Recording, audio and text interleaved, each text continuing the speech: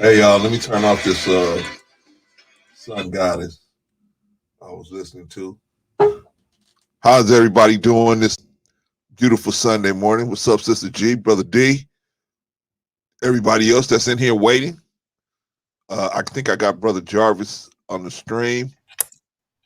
Brother Jarvis, can you hear me? Yes, sir. Loud and clear, bro. All right, brother. Yeah, we had a busy day yesterday. Excuse me.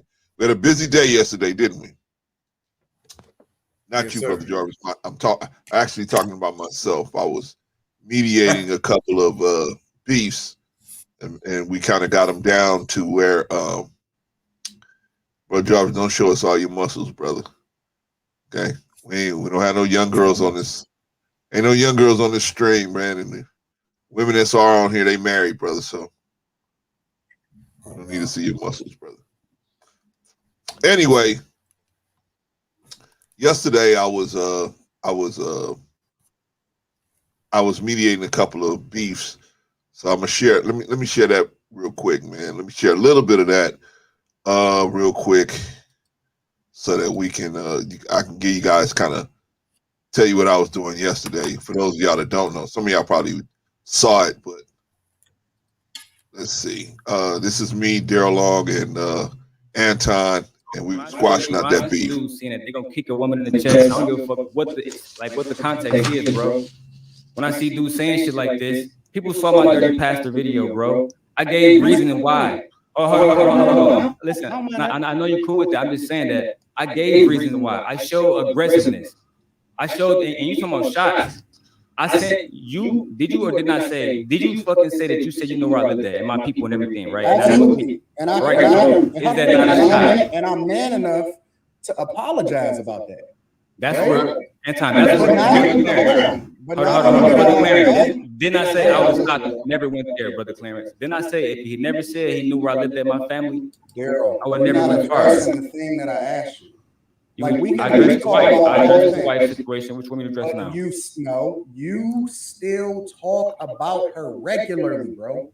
I just apologize about that. Right after you apologize, you tagging her in videos on Instagram. What is that, bro? I just apologized about that just now. I apologize about that over the Clarence show. This is what I'm asking you. I just want to be clear.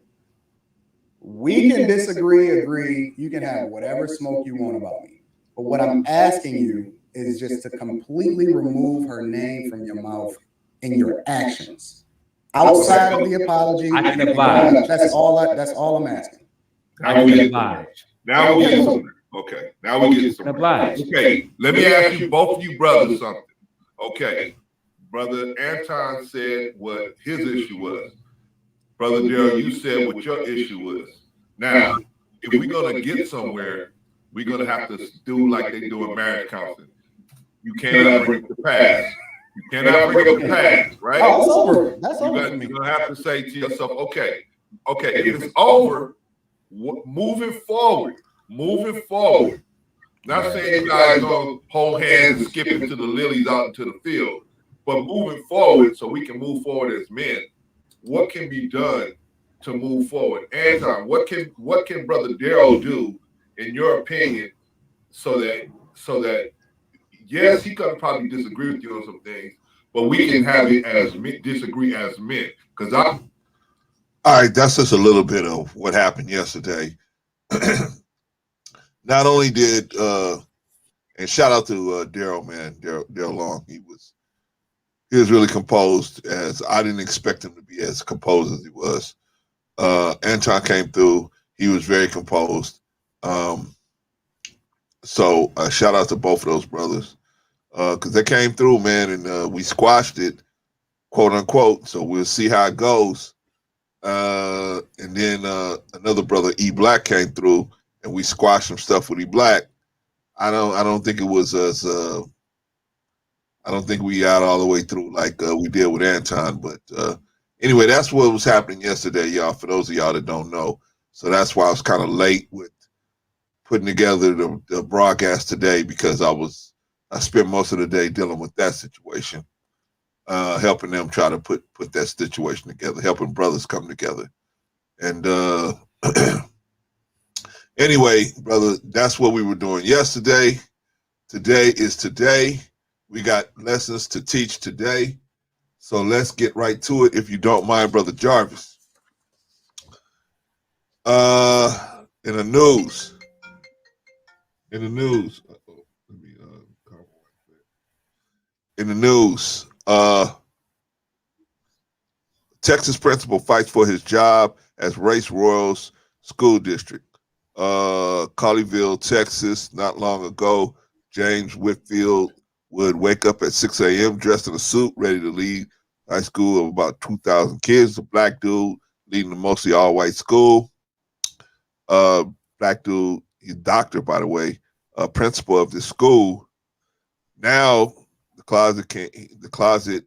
closest he can get is dropping off his 9-year-old son at the school across the street. That's because since September, Whitfield has been suspended from his job as the first black principal of Texas majority white Colleyville Heritage High School in Fort Worth, Texas. Whitfield stands accused by local parents of pushing critical race theory or the truth, whichever word you want to use, or CRT on students, a buzzword for parents and politicians who feel efforts to teach America's difficult history on race and make classrooms more comfortable with diversity have become too divisive. In other words, you making white people look bad by telling the truth. Pretty much. While the debate has cost him his job for now, he has plenty of supporters, some of whom honk as they pass by him on the street. What good is honking gonna do? They see, how I treat them and how I treat the students, Whitfield told reporters. It's a bittersweet because I should be going and doing that, he said. I should be doing that work. Texas is one of the 8 states with broad new laws banning the teaching of critical race theory or the truth, a decades-old graduate-level study that examines the relationship between the law and racial inequality. Conservative organizers and parents have seized on the phrase, turning it into shorthand for an entire suite of lessons or programs they feel are un-American. Un-American. That is a pseudonym for anti-white, and could make white students feel collective guilt, or black students see themselves as helpless victims.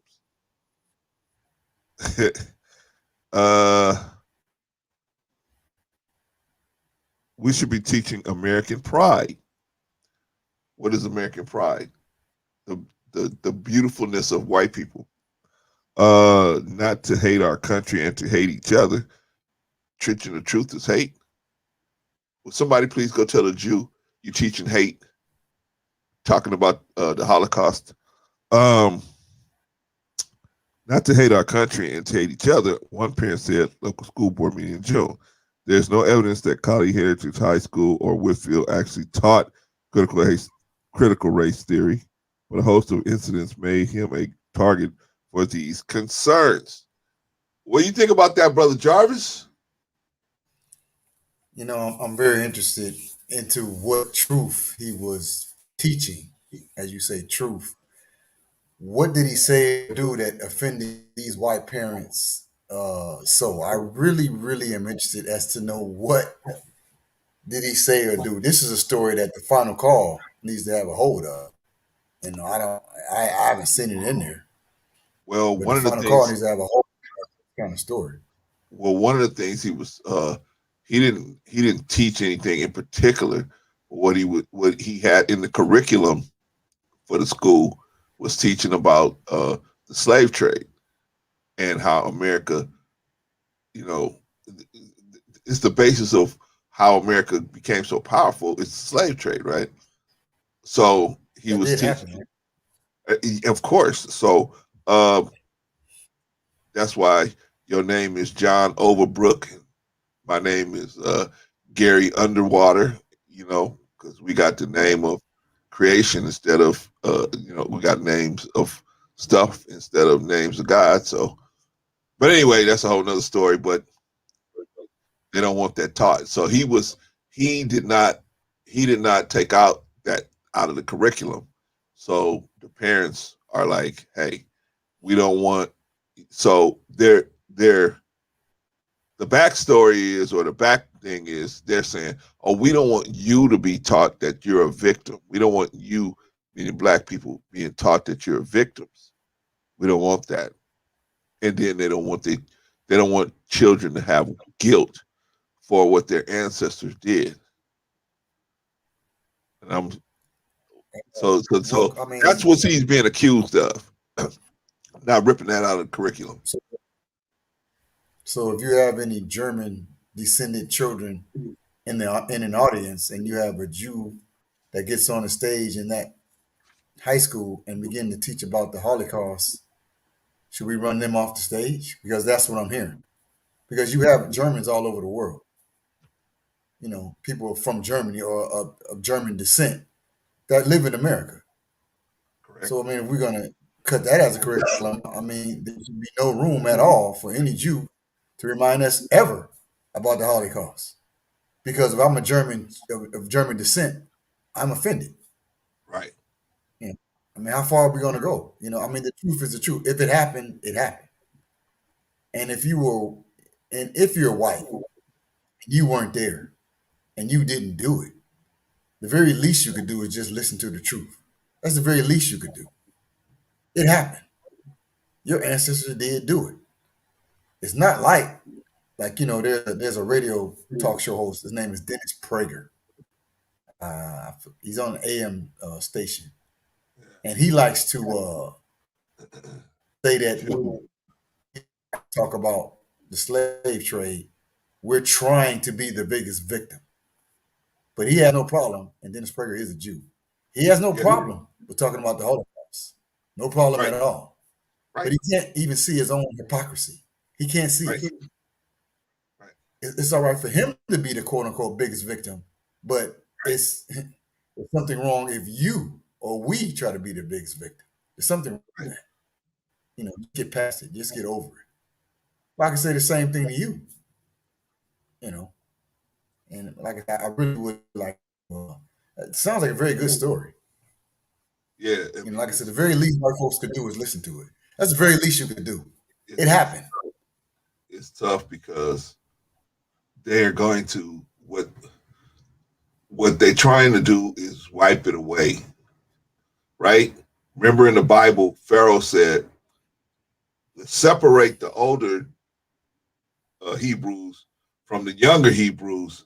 That way the older ones won't be able to give the history of the Hebrews over to the younger ones, right? Because the older Hebrews, they remember when they was in their own land. They would talk about that. They would inspire the young ones to try to get to a point where they could go back to their own land, right? But Pharaoh didn't want that.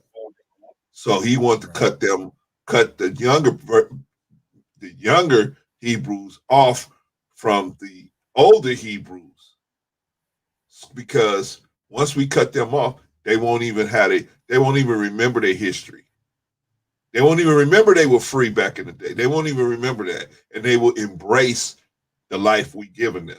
And that's what ended up happening, right? It got so bad. Moses said, "Hey, let's go. Let's break camp. I'm here to free you. I'm God's representative here to free you." They said, like Malcolm said, "This good white man, you want me to leave? Right. I eat every day. I got a job. I got everything. And you tell me go out there? I don't know what we're gonna do. But you're gonna be free though. But I don't want to be free if I'm gonna have to, do all that. But that's because they cut their people off from being able to take care of themselves. They don't even remember when they took care of themselves. They don't even remember because they cut the older ones off from the younger ones. And that's what they're trying to do, man. They're trying to cut us off from that history.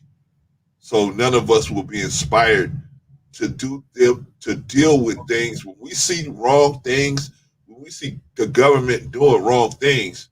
We won't even buck against them. We'll say, I'm getting so much money, I'll deal with the wrong that this government is doing.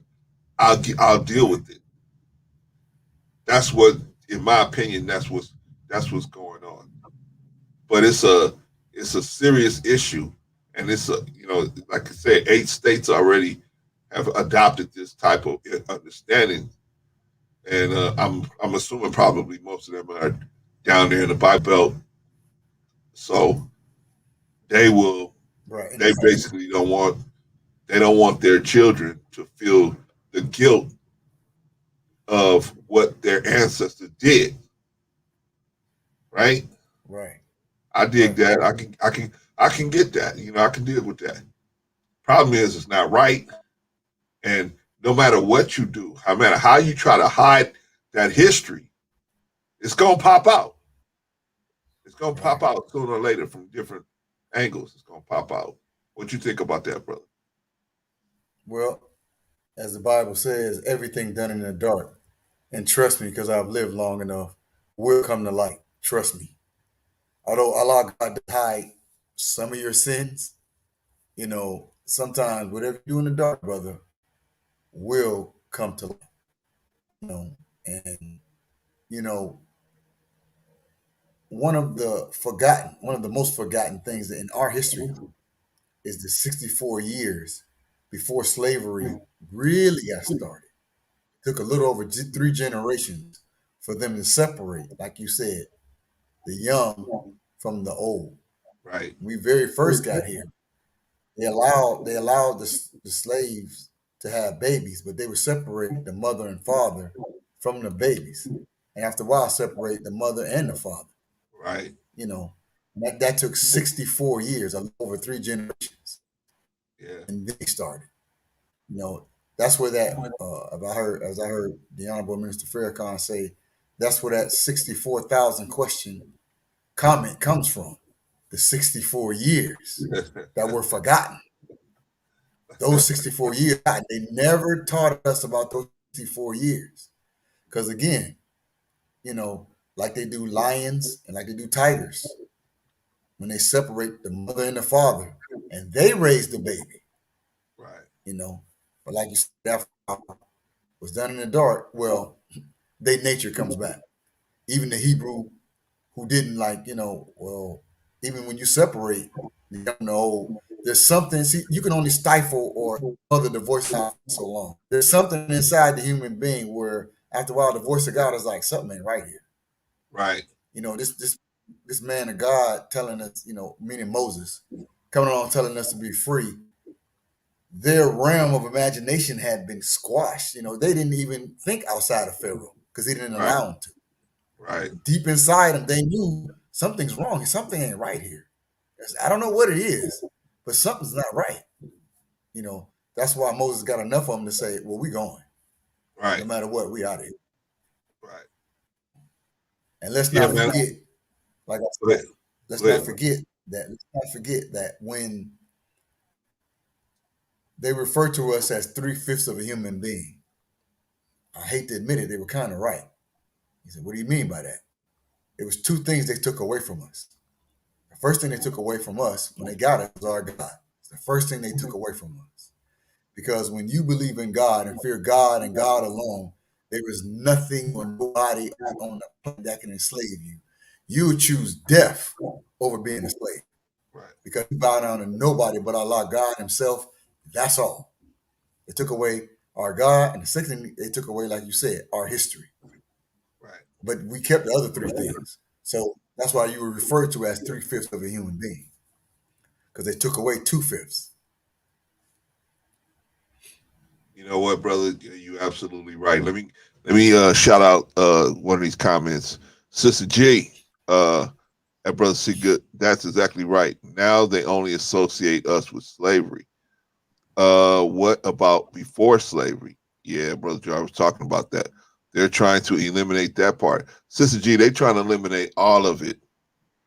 See, when they get done, when those people get done, they want you to just be like, hey, you just You are just this effed up person that is always been effed up since you came over here from Africa. You just got to naturally effed up, which they got it twisted. We was good people before we came here. We got mixed up with this type of lifestyle, and now we're the way we are. But they don't want that to be revealed. So instead, they want to put a veil over it and hide it from their own children. Now, really, how much do these people say they love God if God is about truth and they want to hide the truth from their own children? They'll hide it from their own children. Right. How can they say they love God? How can they? It doesn't make no sense to me. But and how can something good come from the truth being hidden? I mean, even the devil knows the truth, but he seeks to hide it, right? He seeks to hide it because he want to be able to control other people. If you can hide the truth, you can control the people for a little while, Right. till the truth comes out, and that's the goal. That's the goal. Anyway, we're gonna move on. Thank you, Sister G, for your comment. We're gonna move on, unless you got something else to say about that situation, Brother Jarvis. That's enough. All right. Let's get to the hit parade, because we got a big topic today. That our topic is how to pick your pastors and your politicians. We got a big deep dive coming, so we want to get to the point.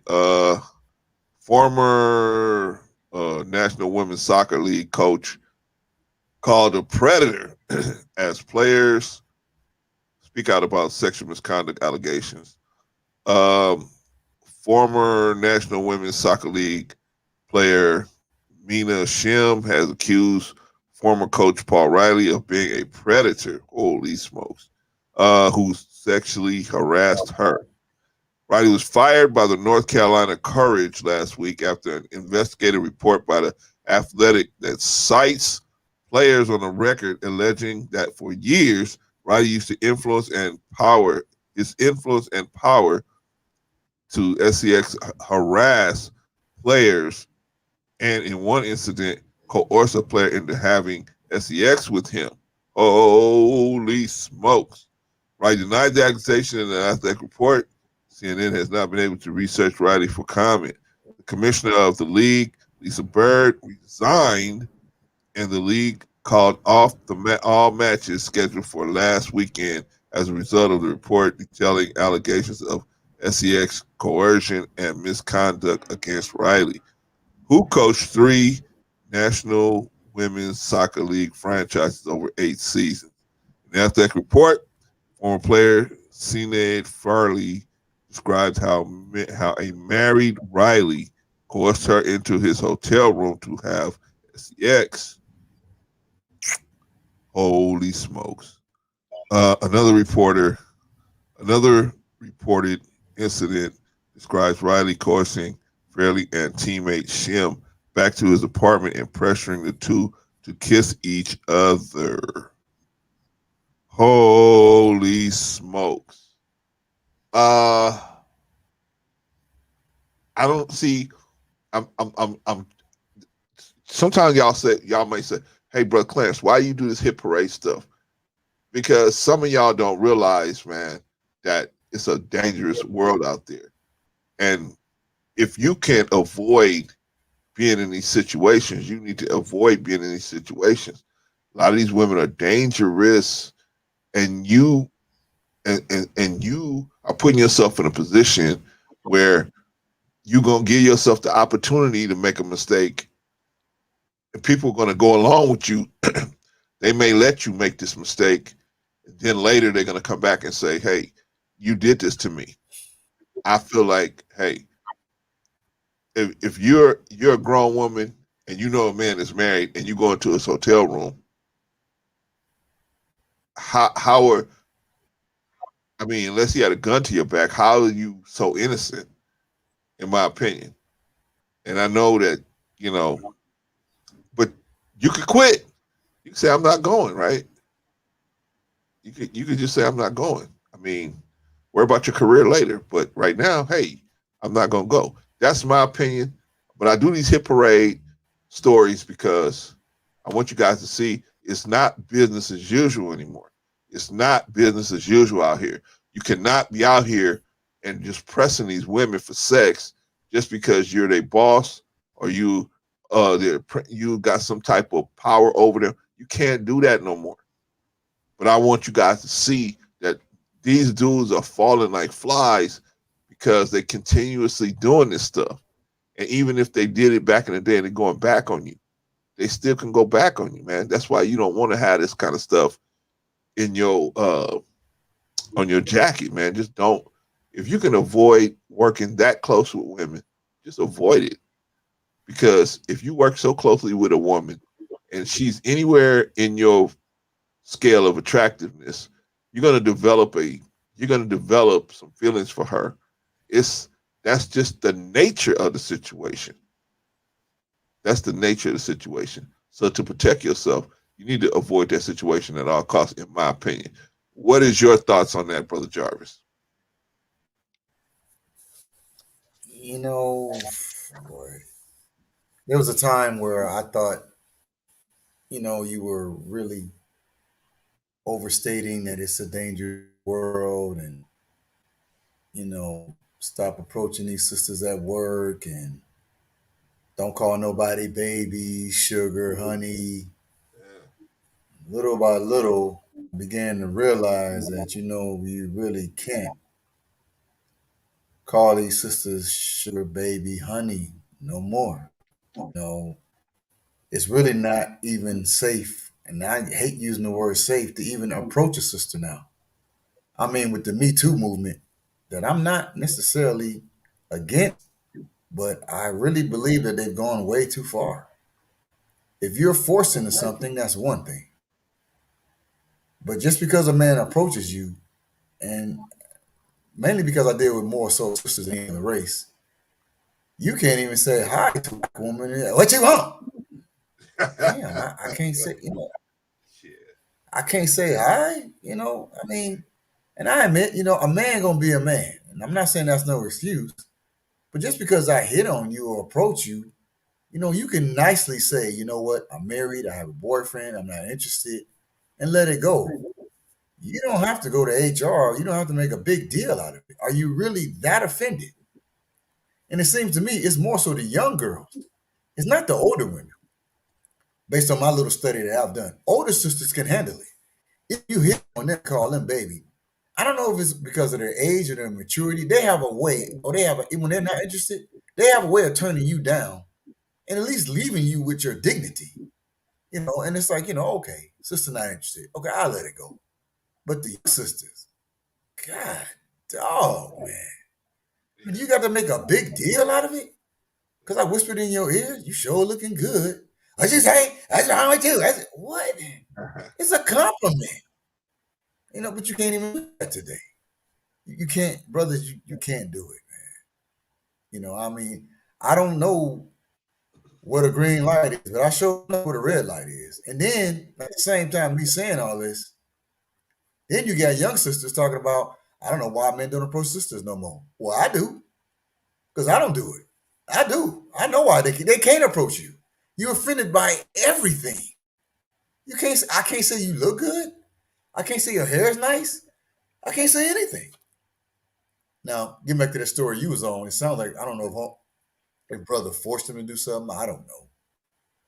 I'm not sure on that, but forcing a sister to do something and just approaching a woman, even if you flirting with them, you ain't got to be that hard, sister. I don't think so. So I mean, sisters, I mean, I hate to say it, brother, right? If you want a man, you got to let him know, cause shit, he don't know. He afraid of getting fired or put in jail. Well, we got to tell these young dudes, man, because a lot of these young dudes don't realize, man, it's a whole different world today, man. It's than us. Like you said, when we would step to a woman, she just said, ugh, just leave me alone, Now, they may not say nothing to you. They go straight to HR. I'm talking about if you're working with them. They go straight to HR, and you know, you got people. When you come back from lunch, they sitting at your cubicle waiting for you. And your desk is empty. They got all your stuff and they brought it down already. So if you can avoid it, hey, just try to avoid it. But the main thing is all of that, the way things used to be, where you could say what you could do, say or do different anything you wanted to a woman, and you just expect that she was just gonna just take it on the chin and just walk.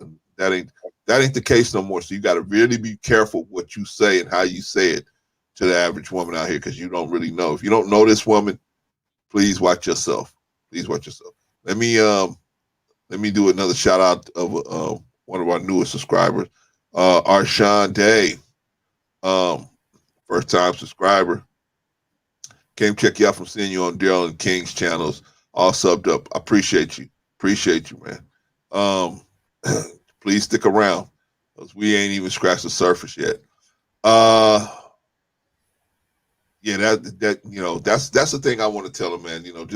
Y'all just be careful out there with these women, because it's very dangerous out here, very dangerous in these streets.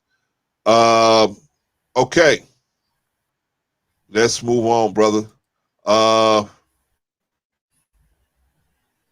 Brother, do you know who Granville T Woods is? I have no idea. Okay, you ever seen those trolleys, man, like in San Francisco or in the early 1900s? People got around in major cities not with subways, but with trolleys, right?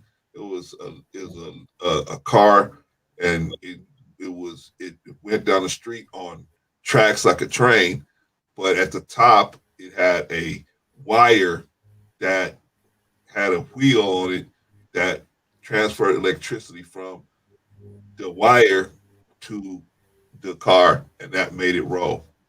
You familiar with that? You've seen Yes, trolleys sir. before, right? With electric, they connected to electric wire.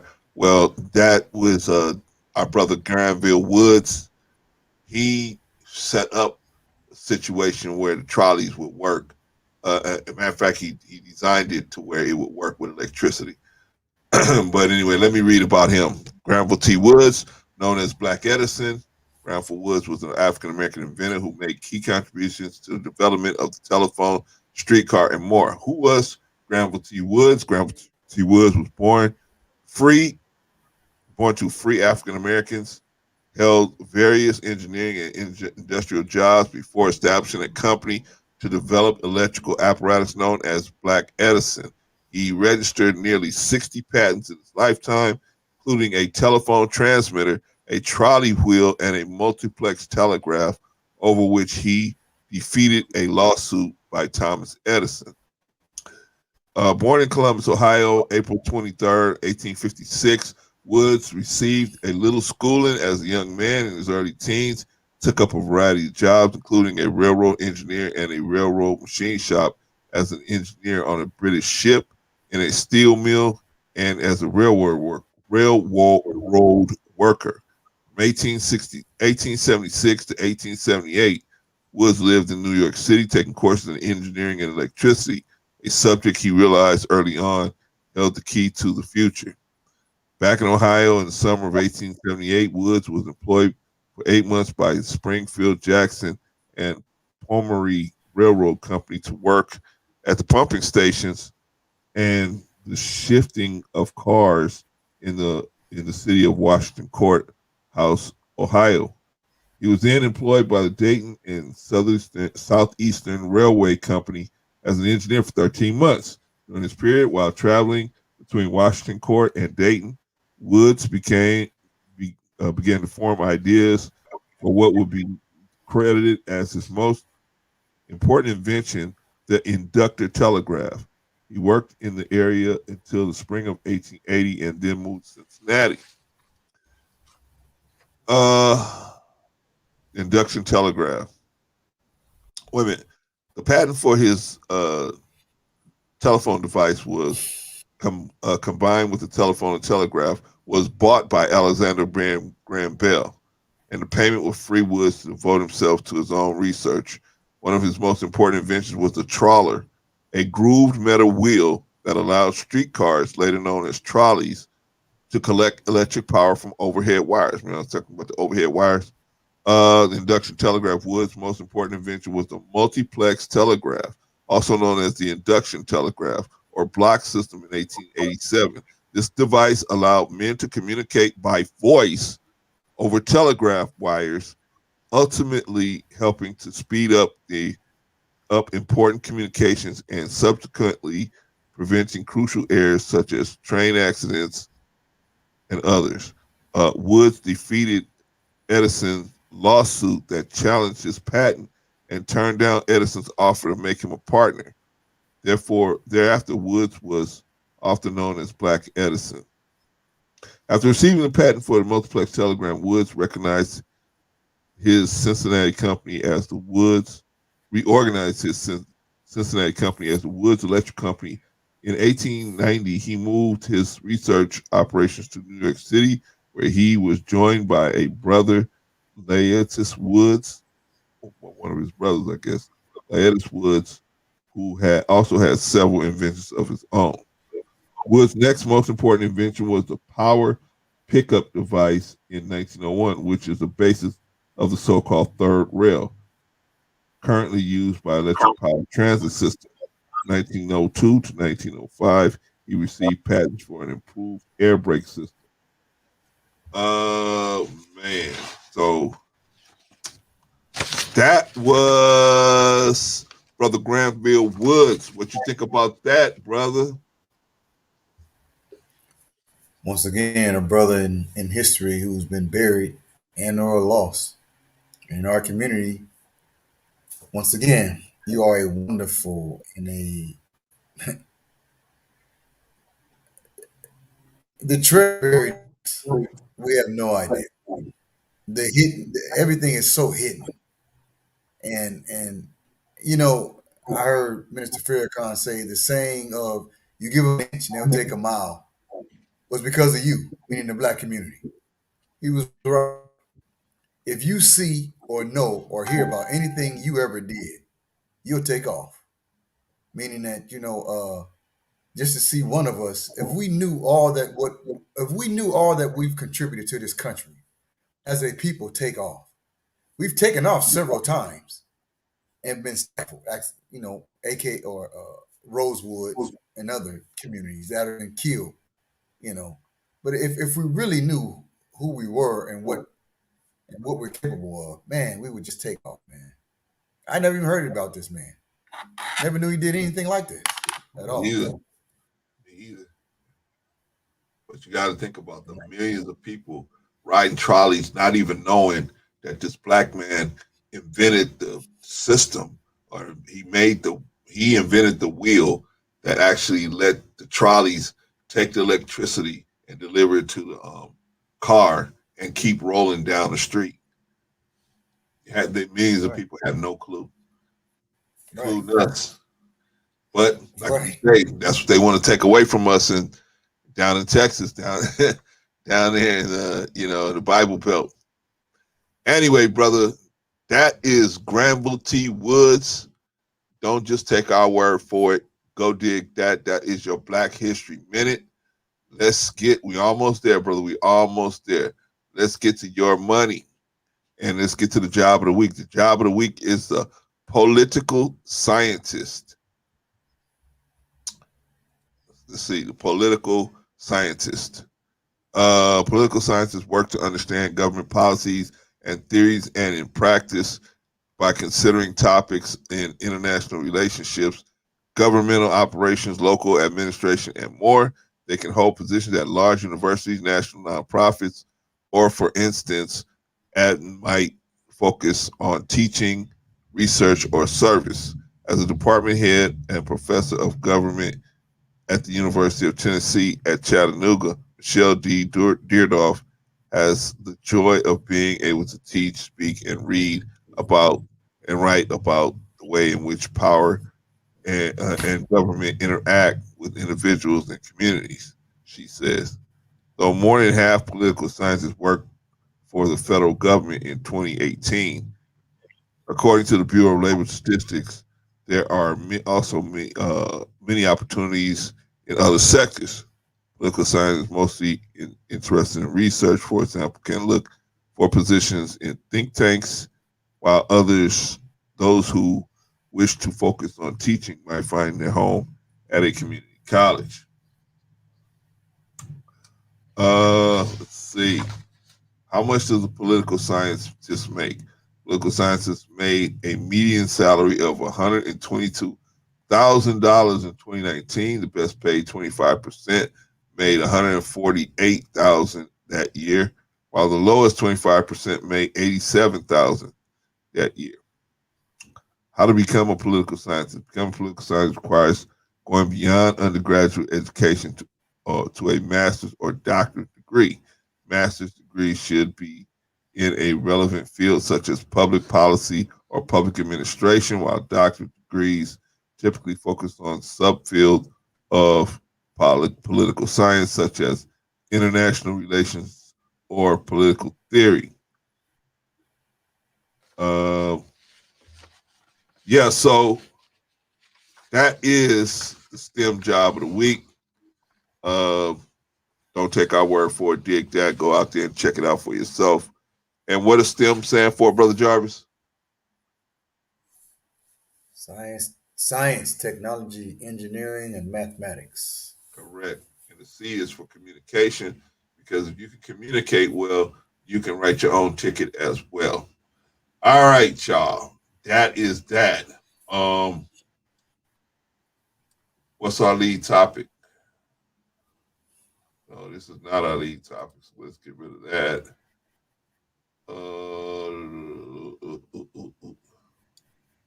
Where's our lead topic, brothers?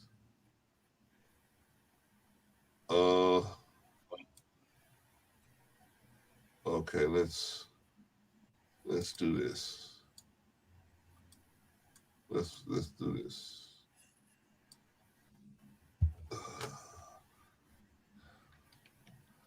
I took care of everything.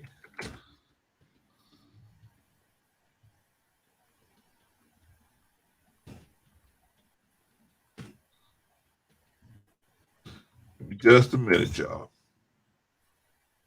Just a minute.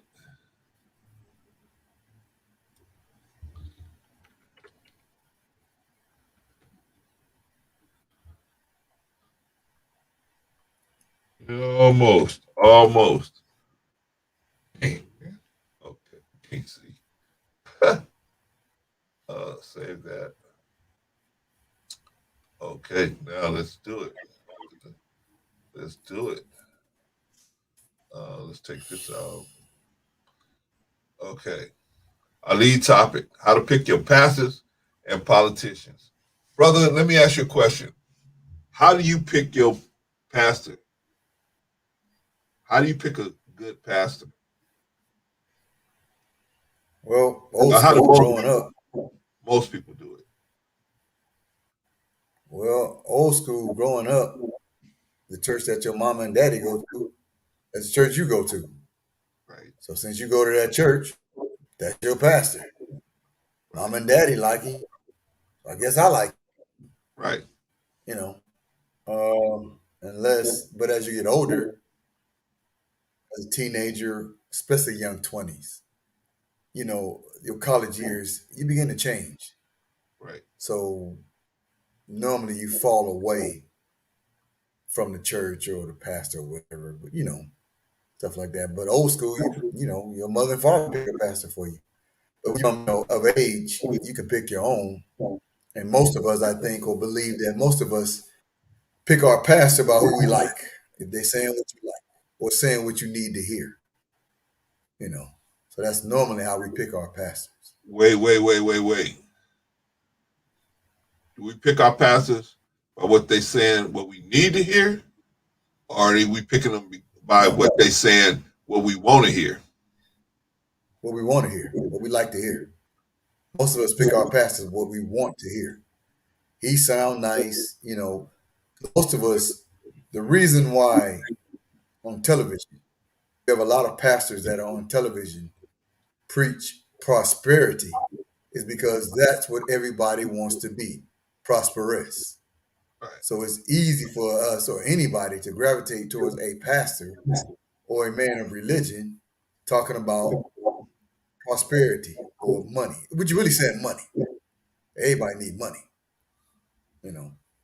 So we've gotten to in America to where you can't do anything without money. So if I need money, I need to go to Allah God and ask him for some money. Not knowing that Allah God don't need your money. But that's a different story. But yeah, whoever says what tickles our fancy, whoever says we like to hear, that's where we go. You know? Okay. And you also got, for a lot of sisters, they go to the church because of the choir. If the choir sound good, that's why sisters go. Wait. Are you telling me that black women go to the church just to hear the choir sing? Not just to hear the choir sing, but that's the first attraction. It's like a man when he sees a woman. Your first attraction is her looks. Like a sister, when she go to church, her first attraction is the choir. Because that choir can make you feel good. And if you feel good, you want to look good. And if you look good, because most women or sisters go to the choir at first. Right. And then the other stuff come later. But that choir is what get them in there. It's kind of like going to a concert. It's a free concert. And one thing about black folks, let me tell you something about black folks. Nobody, and I mean nobody, on the planet Earth give a show for God like black folks. Nobody on this planet Here you go. do Here for we God go. and give God what he won't like black folks. You are such a special people. Man, God even like hearing your skin. Nobody gives a show like black folks. But y'all do everything extraordinary. Y'all don't do nothing ordinary. But when it comes down to praising the Lord, y'all go, man, you talking about a 10. Man, y'all are in. Nobody praise God like black folks. Nobody. How you know, brother? You ever been to a white church? You don't know. Maybe they out there, man, running up and down the aisle, singing, falling out and everything. Maybe they doing all of that. They ain't doing, brother. Come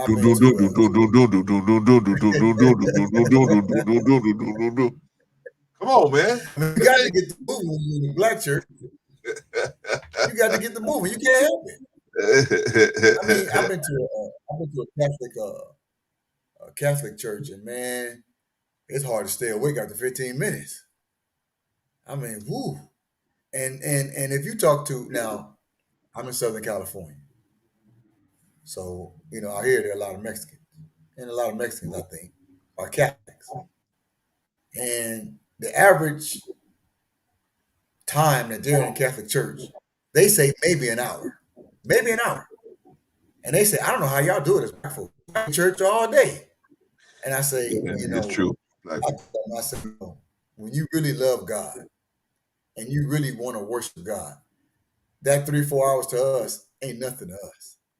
It's almost like, and I'm not talking about nobody, but y'all go to church, meaning some Catholics out here, and you timing how fast I can get out of here. You timing it. I'm not questioning the love of God, but you timing. Okay, we get here at 12 before we can get out of here, so I can go watch a football game. But black folks ain't nothing like that. You gonna forfeit that game. We don't even get started for an hour.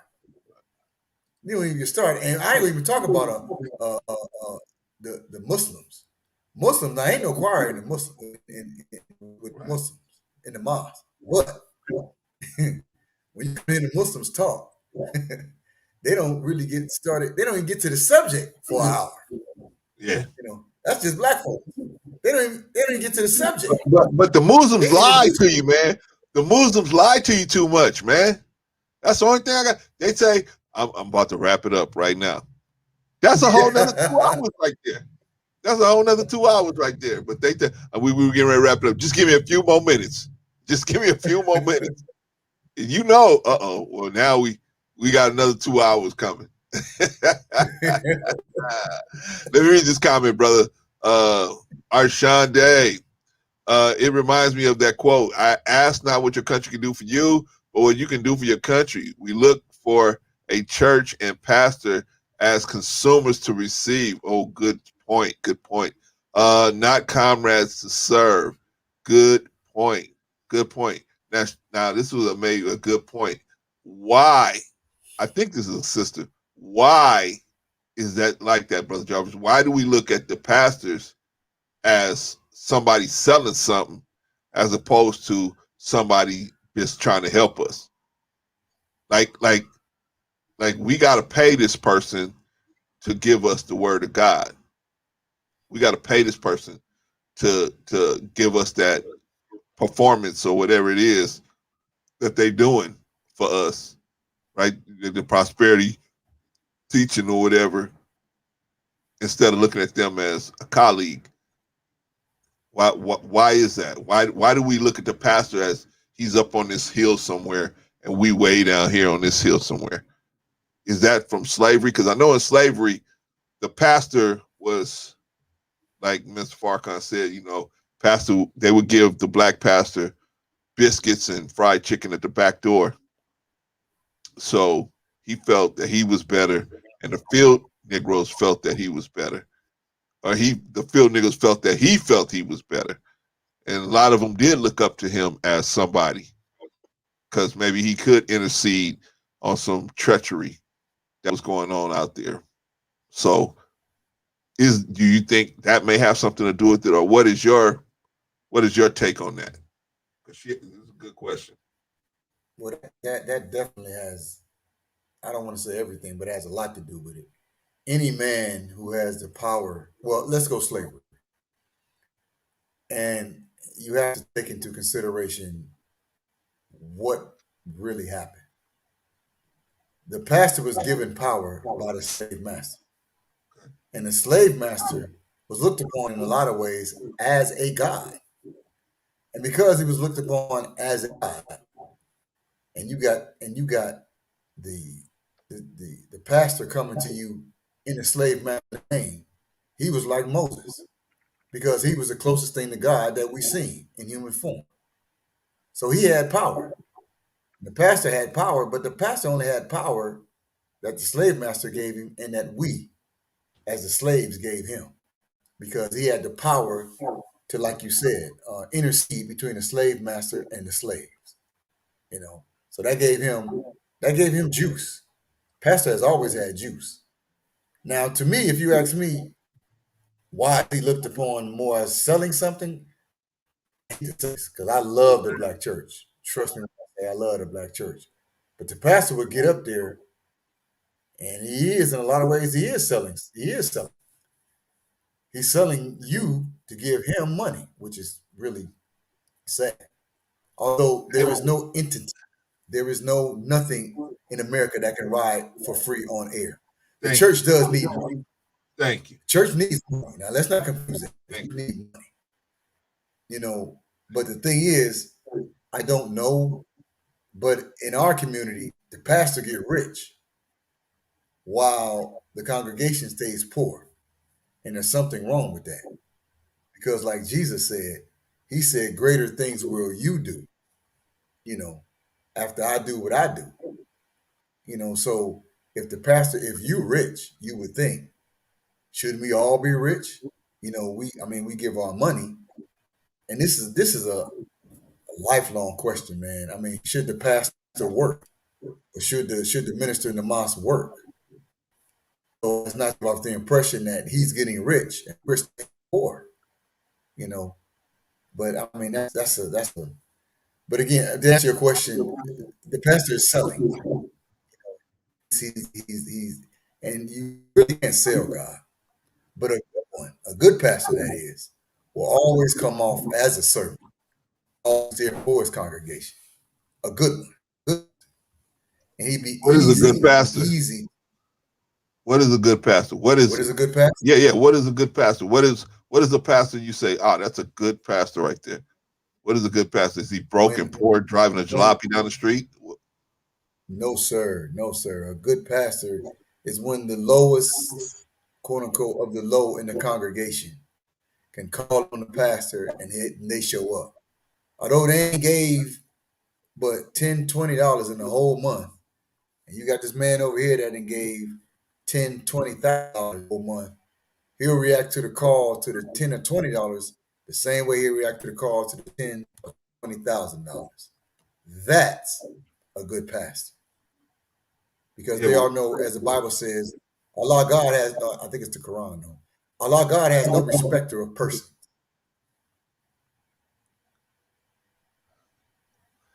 Brother, how, if they're going to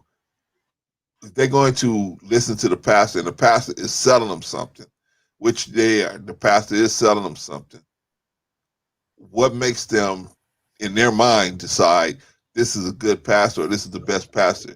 Is it because he's richer than the other pastors? It's got to be something that I see. This is why we asking this question. Our people are following these people, man, these pastors, and we're gonna get to the politicians in a minute. But our people are choosing these people based on what? What is it? What is the framework around what they basing their judgment on whether they should listen to this pastor or not? Is it just because he looked good and he got a nice suit on and he got money, or is it the opposite? He don't got no money. I don't know a lot of people listening to a pastor with no money. I don't know a lot. I know a lot. You know, people with these mega churches, they got money. They got people listening to them. The pastor, right? Creflo Dollar and all of them guys, man, they got people listening to them, right? Joel Osteen. They're doing football game numbers, right? And as they should, right? But as But they why? should, nobody. Why are they listening to them? I mean, they're listening because why are they choosing? You know, I know you said that they want to have prosperity preaching. Okay. But there is lots of prosperity preaching on the shelf. Why are they choosing this prosperity preacher over this prosperity preacher? Why are they choosing these? What's the line of demarcation? Why are they choosing Creflo Dollar, Joel Osteen, whoever, T.D. Jakes, whoever? Why are they choosing these people over, Pastor, Deadfoot, Pastor Brimstone, and teaching at round the corner, up the street, Baptist, round the rock tree, under the shady bush, oak tree, second, third, fourth missionary Baptist evangelistic church. Why they not listening to him over them? There are different reasons, and there are all the above, like you said. Different reasons is because you could have easier access to this pastor, rather than this pastor. Other reasons could be I'm very comfortable in this church. Other answers could be is because I have more say so in this church other than that church. You know, I mean, all the above. You know, I mean, there is no one pastor that everybody's going to follow. You know, everybody has different needs. Everybody has different wants. You know, everybody. It depends. Or it could be I can walk to church because I don't have a car now, so I can walk the street and I'm kind of comfortable here. You know, it could be a lot of different answers. You know, there is no one answer as to why I'm following this one over this one. You know, I mean, different strokes for, like I said, different folks. And in our community, we've been a people really since we've been here in America. We love or we follow people of influence. Yeah. There's a reason why you have rappers or the movie stars, and we'll follow them because they are people influence. And the pastor has become in our community a rock star, and he is a person of influence. So it depends on where you're at. And it depends on what your needs are. And it depends on what you want out of that church.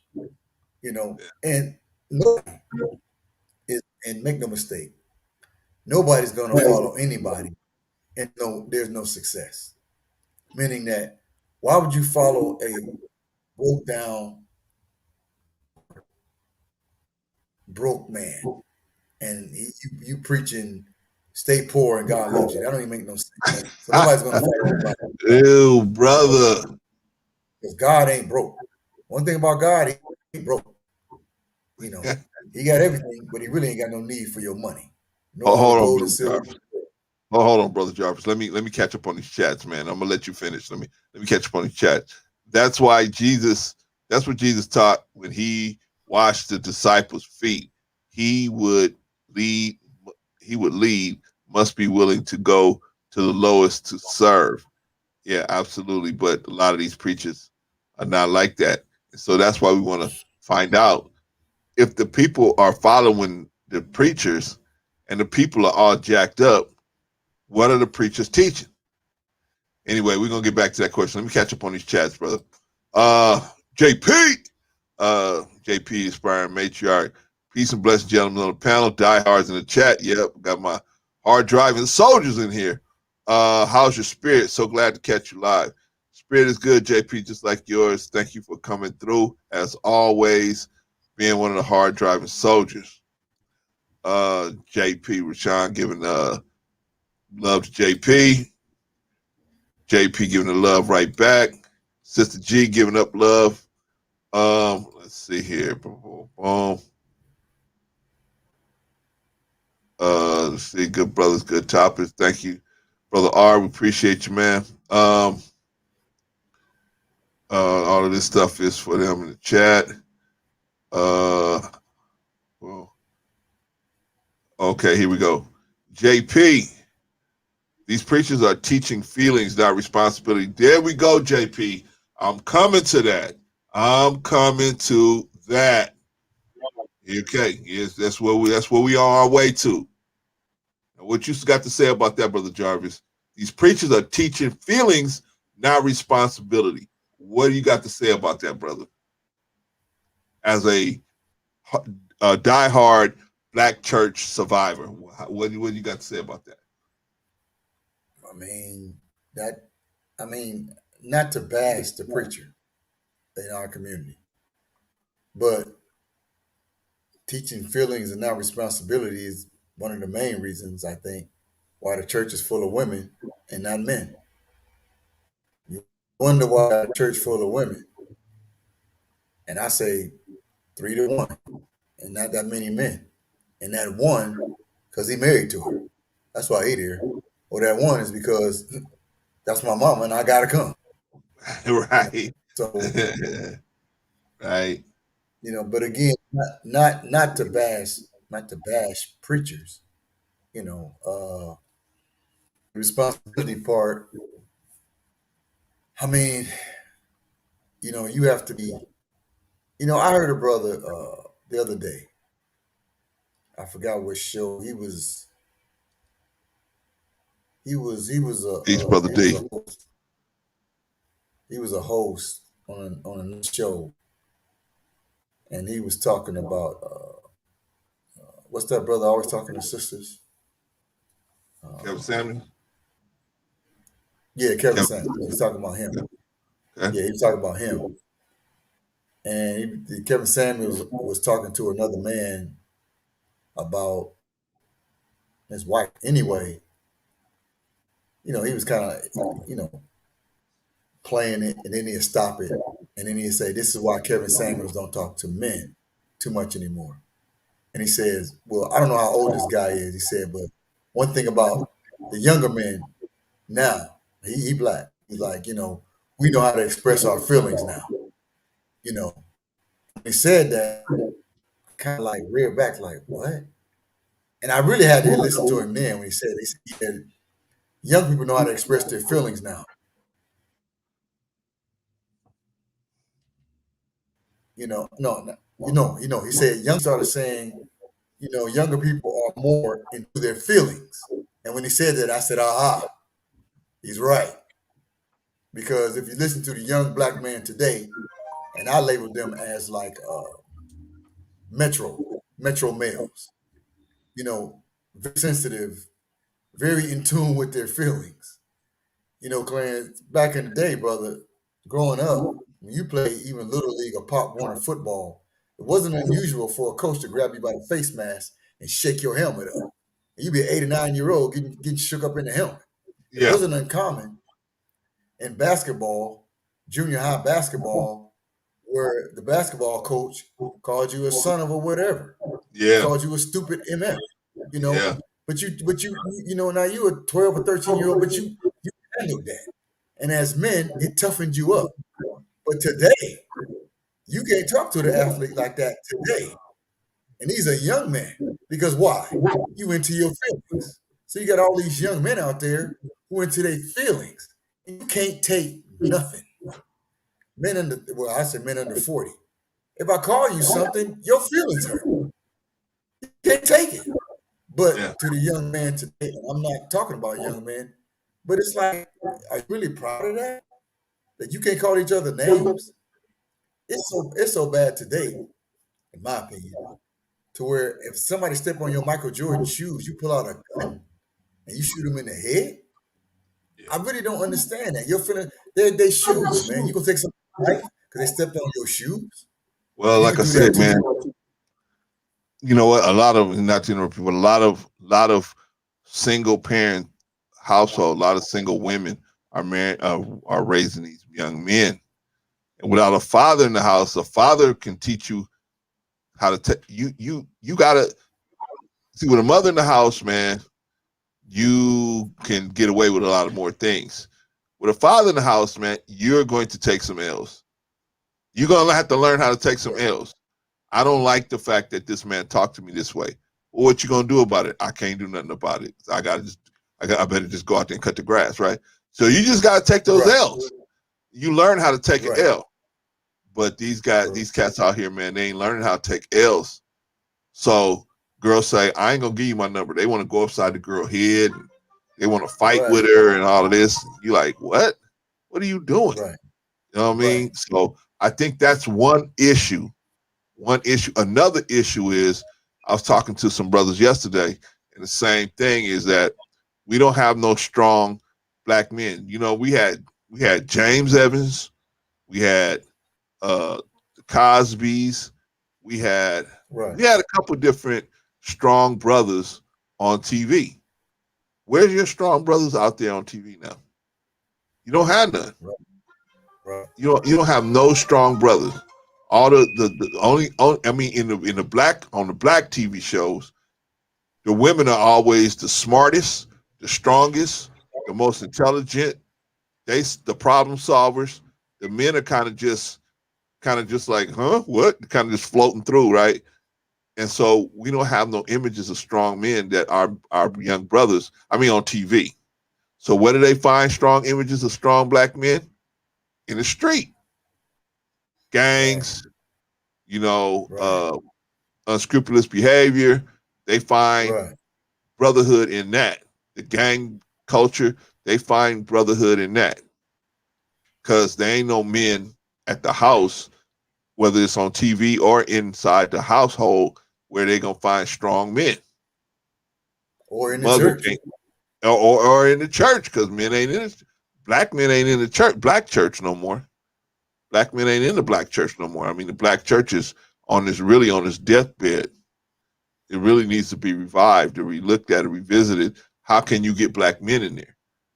The black women are going, but black men ain't going. That's the problem. Well, I know this is unpopular to say, and I'm going to offend a lot of people. But because black men don't see any strength in the church, he don't want to come. You say, well, what you mean any strength? How you think a man feel? A man who wants to be a man when the choir director is literally flaming. Now, there's nothing wrong with being a choir director because that's a lot of, it takes art and creativity to be a choir director. But you don't have to flame. And when you flaming like that, real men don't want to see that. So they don't want to come to church. Right. I want to come to church to see that. And you wonder why the preacher is preaching feelings. You're preaching feelings because this is what you allow. And like I said, and the young men, you too soft anyway. And a real man, I don't want to come to church and see this. I mean, this man is just flaming. I mean, man. I mean, what you want me to do? Give me something. It's hard for a real man. Now, I will say that it's hard for real men to sit. Oh man, they on me.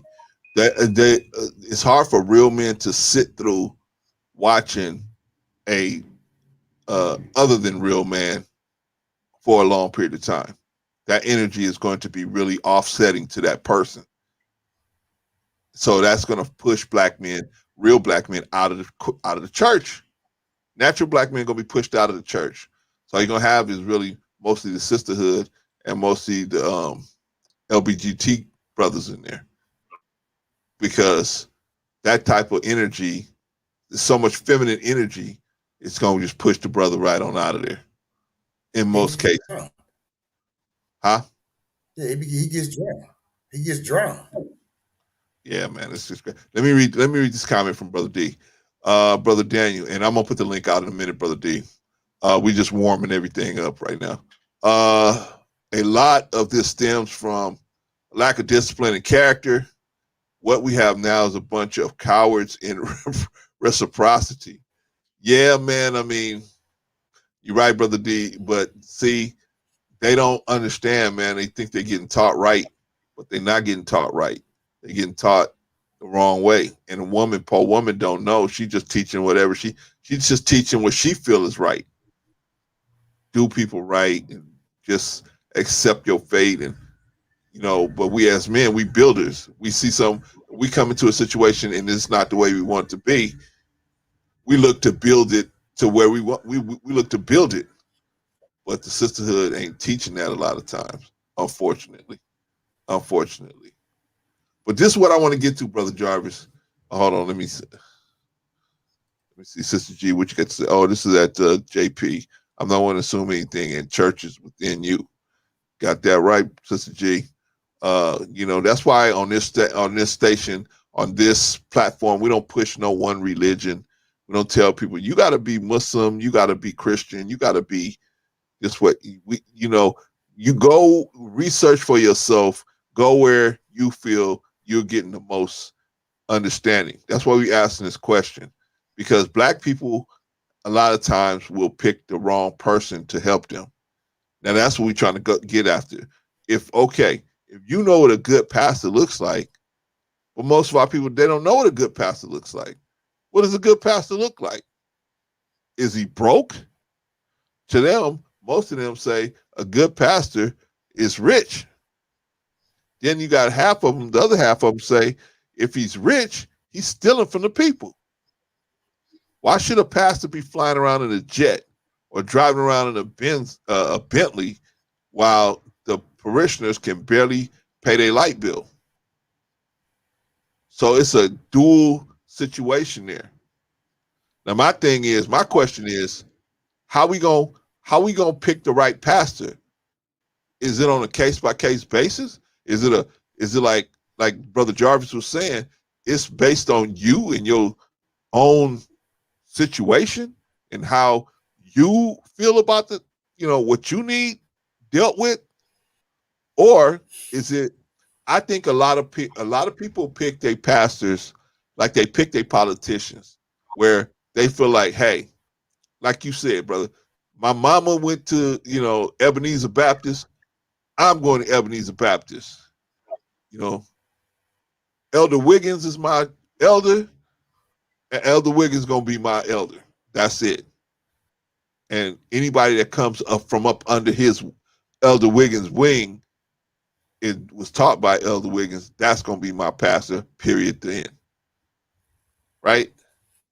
But doing that is not guiding our people in the right way, because they picking their pastors based on their feelings instead of their needs and what they need to be learning. And a lot of our people don't have the humility to be corrected. So The pastor has to preach.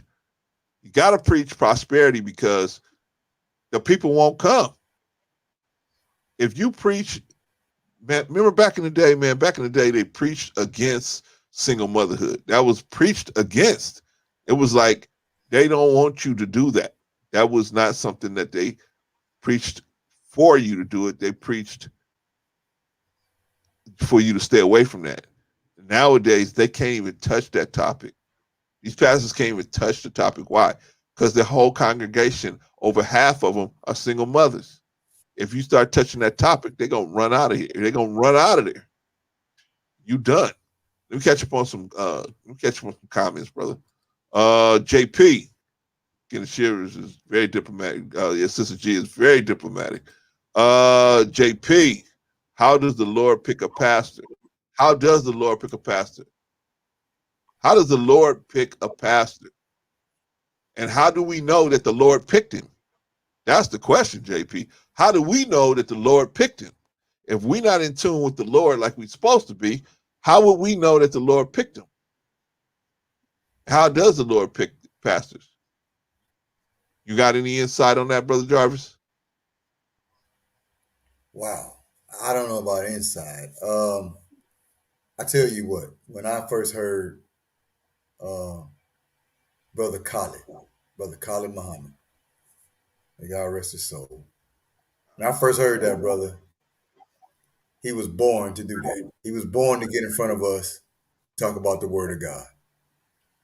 He loved the word of God. And he loved black people. And his love for black people and love for the word of God is spilled over. So to me, you could tell he was born to get in front of us and talk about God. He loved it, you know. That's how I say you know, and you don't have to be quote unquote, as they say, well spoken. You know, my folks from the South, you know, and you know, I have no shame with they're gone. My mother and father are gone.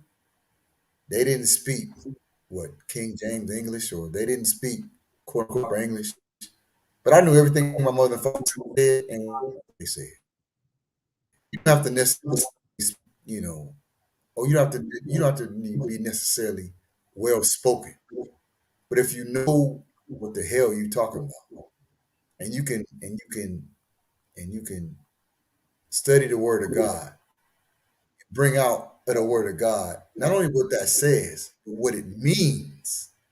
See, when you can bring out what the word of God means, you've been picked to me. You've been picked to be a pastor. See, Yeah, one but how thing do you about know? the honor, I Well, just how do told you you. know? How do you know? No, I'm talking about the listener, the parishioner. How do they know that this man is teaching? If they don't know the word, how do they know that the man is teaching the word? He could be just teaching. He could have a book open and just be saying whatever's coming off the top of his head, right? Could it could So be. how would they know, brother? How would they know this man is anointed? How would they know that? When you take I tell you what, I who anyone who's listening to this show to go to any one of Minister Farrakhan tapes and just listen. He said, why you always bring up Minister Farrakhan? Because when you say the question is, how would you know? How would you know this is a man of God? Take what they say, whatever they talking about or teaching about. Take what they say and apply it. And if it works for good in your life, you know. Because if they're just talking off the top of their head and they making stuff up, take what they say and apply it, and I bet you it don't work. That's how you know. You know, Yeah, yeah. when you want to test the pastor, try. Any pastor out there, anything he talking about, okay, he say this, okay, try it and see if it work. Try it. If it don't work, that ain't the one for you. You know, if it work, that's the one for you.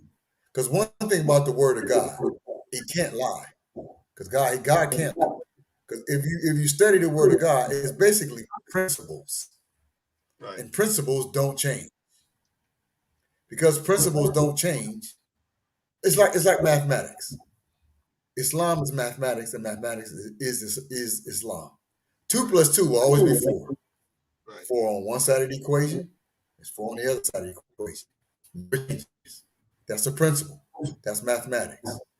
Take whatever that pastor has to say or is teaching about, apply it to your life, and see if it works. Like I said, to me, a good example today that I'm going to give is Brother Khalid Muhammad. That brother was born to do what he did. He was born for that. And he loved Right. doing it. Right.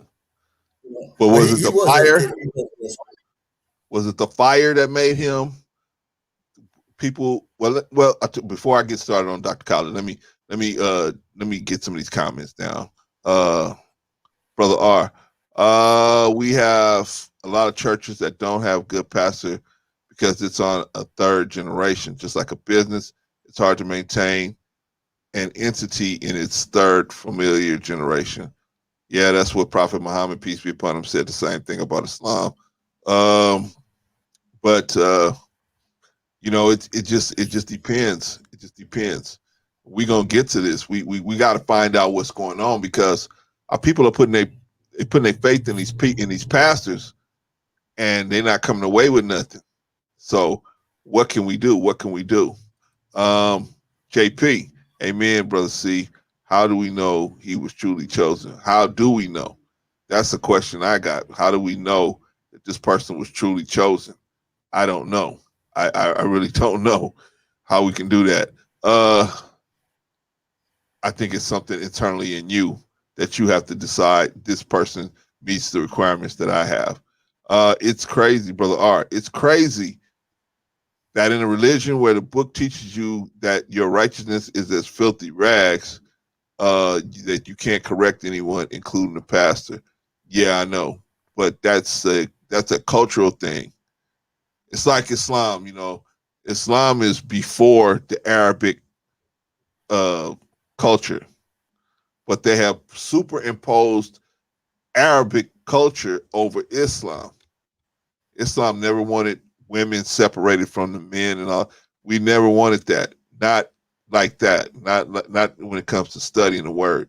We never wanted them separated like that. But in the Arabic culture, the women have to come in the back door of the mosque, and that's that. But that's not Islam. That's Arabic culture. That's Arab culture, and they use Arab culture Arabs have been like some kind of way designated as the authorities on Islam, and a lot of times they're not. Anyway, JP, brother R. Dave, does guard of God run through families like royalty? I don't see that. I know you're asking brother Art, but I don't see that, JP. I don't see that at all. Brother Art says no humanity. Brother Art, like most things, people cede power to the closest to them. Even God chose a favorite people. I can't say yes or no in truth, just what I observe. Absolutely, absolutely. Brother C, gonna listen today. I got a project I'm working on and have to complete by the end of the day. Much love. Hey man, no problem, brother D. Whenever you get a chance, brother, you're always welcome. You know that. So go ahead. Handle your business, brother. Brother R, how do we know if they have anointing? Matthew 7, judge them by their fruit. Well, if the preacher got a big long car and a jet plane, I guess that's enough fruit, right? JP, the aspiring matriarch, and Brother Jarvis, fantastic description of mathematics. Yes, indeed. Brother Jarvis can get a good one off every now and then. Brother R, JP, Rashawn Dave, their fruit can claim Christian, but are rotten to the core. Absolutely, absolutely. You can have what they call them chameleons now. They can act like they with the program until nobody's looking, and then they be their true self. True, JP. And when you see it's rotten, you're supposed to toss it.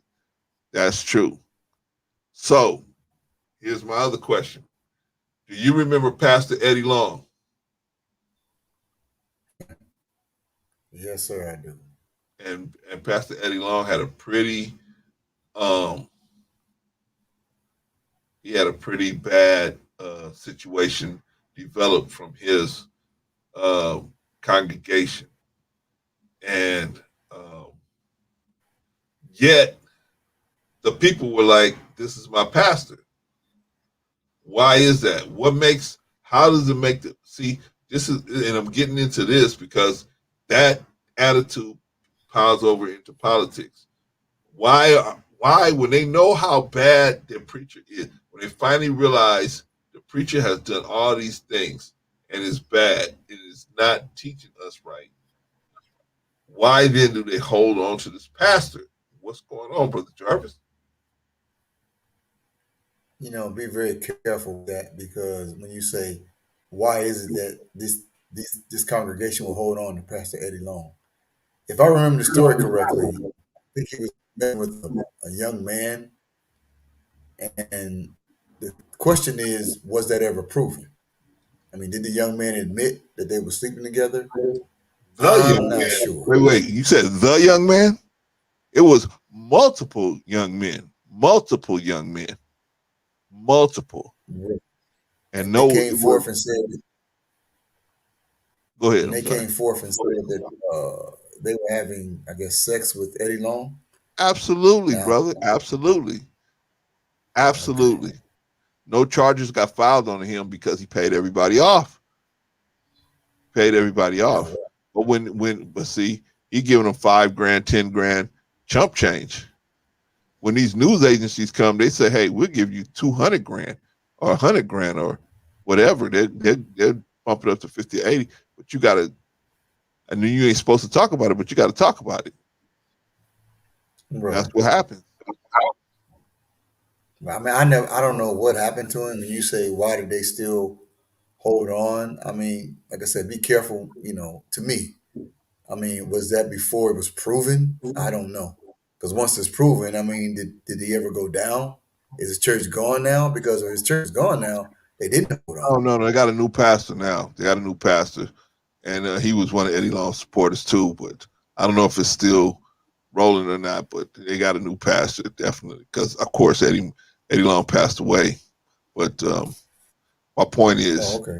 his people kept him there. His people, even though he had did all of this stuff and it was proven, and he had paid, I think it was like 13 or 14 different guys. It paid them all off. So no charges were ever filed.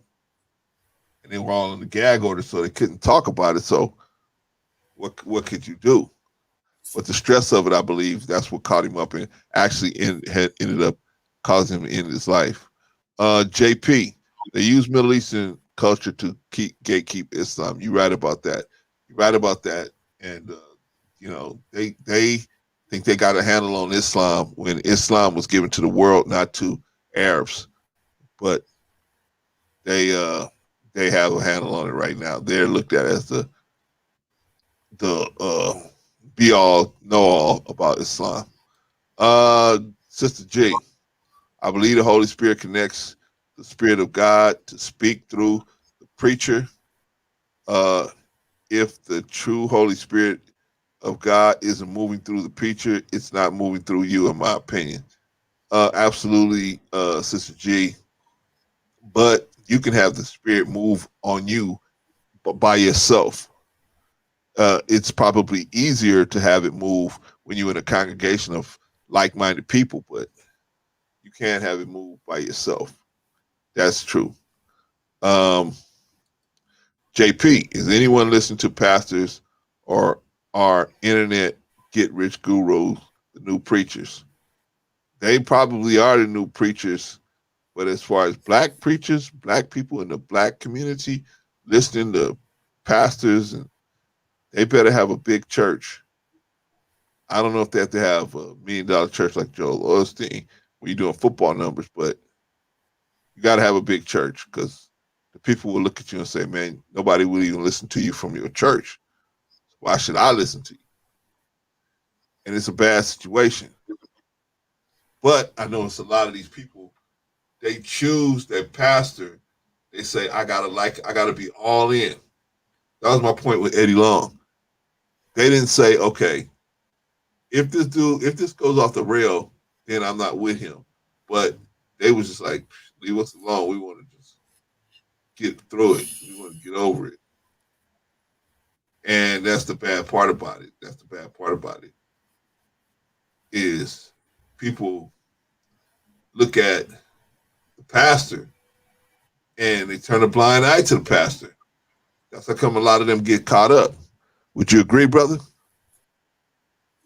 I can't disagree with some of that. Yeah, I mean, he is given a pass, but I will say, even in our madness, meaning black folks, if you wrong, you wrong. We will, and if you're wrong, I don't want to say toss away, but you will be, you won't sit on that mountain no more. You can't sit on the mountain and be wrong. Even black folks, even in our madness, even in our lowest of the low, there's righteousness. Right. And you say, well, what do you mean by that? Meaning that whenever you have a child molester go to prison and they're black or white or whatever they are, and they're put in general population, kill them. We kill them. Because we have no need for you. You could be a lot of things. You can sell dope. We ain't going to kill you. If you're a child molester, we kill you. We kill you. Like I said, in your madness, there is righteousness. You are that kind of people. So, it's not that we'll just hold you up on a pedestal when you're wrong. We will dethrone you if you're wrong. But Eddie Long was wrong and he didn't get dethroned, brother. I don't. Even Creflo Dollar was saying, don't throw him out, don't throw him off the boat. So how does he mean that? I mean, we all falling short. Everybody. He meant it like this. Hey, the dude messed up with all these boys, and so let it go. Is that somebody you want leading you in the battle, brother? Not me. Well, come on, that's a whole different story. Did his church go on? How long did he live? I didn't even know he had died off. But how long did he go on? It wasn't like it was before. After that, I think maybe about a year and a half, 2 years, maybe. The stuff started coming out. And then he was forced to, So we didn't support him. In the end, he had to go. In the end, then he died. Oh, he died. No. Died, brother. He died as the pastor of that church. Right. Some people left. Okay. I'm not saying nobody left. Some people left, but most of them. This is what I'm saying, bro. We will ride with somebody even when they fall off. We'll ride with them. Even when they did wrong, we'll ride with them. And we need to stop being like that, especially with our politicians. It's more advanced to be there with the church. But now you need to be with, you use the same choosing techniques of pastors with your politicians. I got to be 100% in agreement with this person so that I can pick them.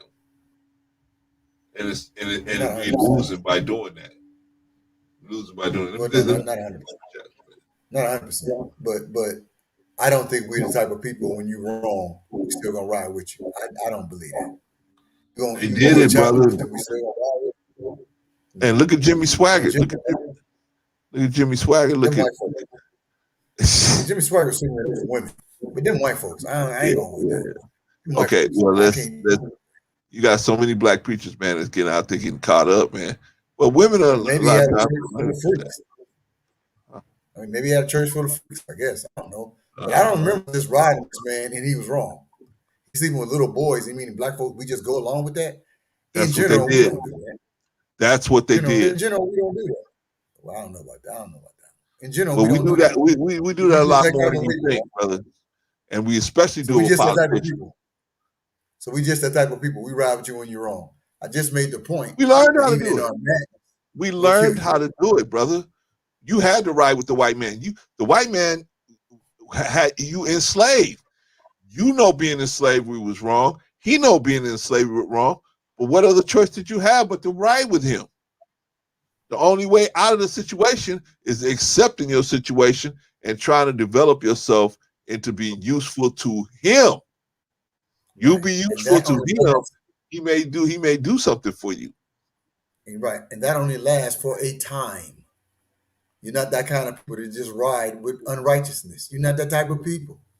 You don't do it. Right. You're not the type of people. You won't ride. And even if you do it, it's only for a time. Right. It doesn't last. It doesn't Right. last. In general, you're not the type of people. You're not an unrighteous people. Now, he different. White folks, they different. But you, black folks, no. Even when you do it, even if you're taught it only lasts for a time.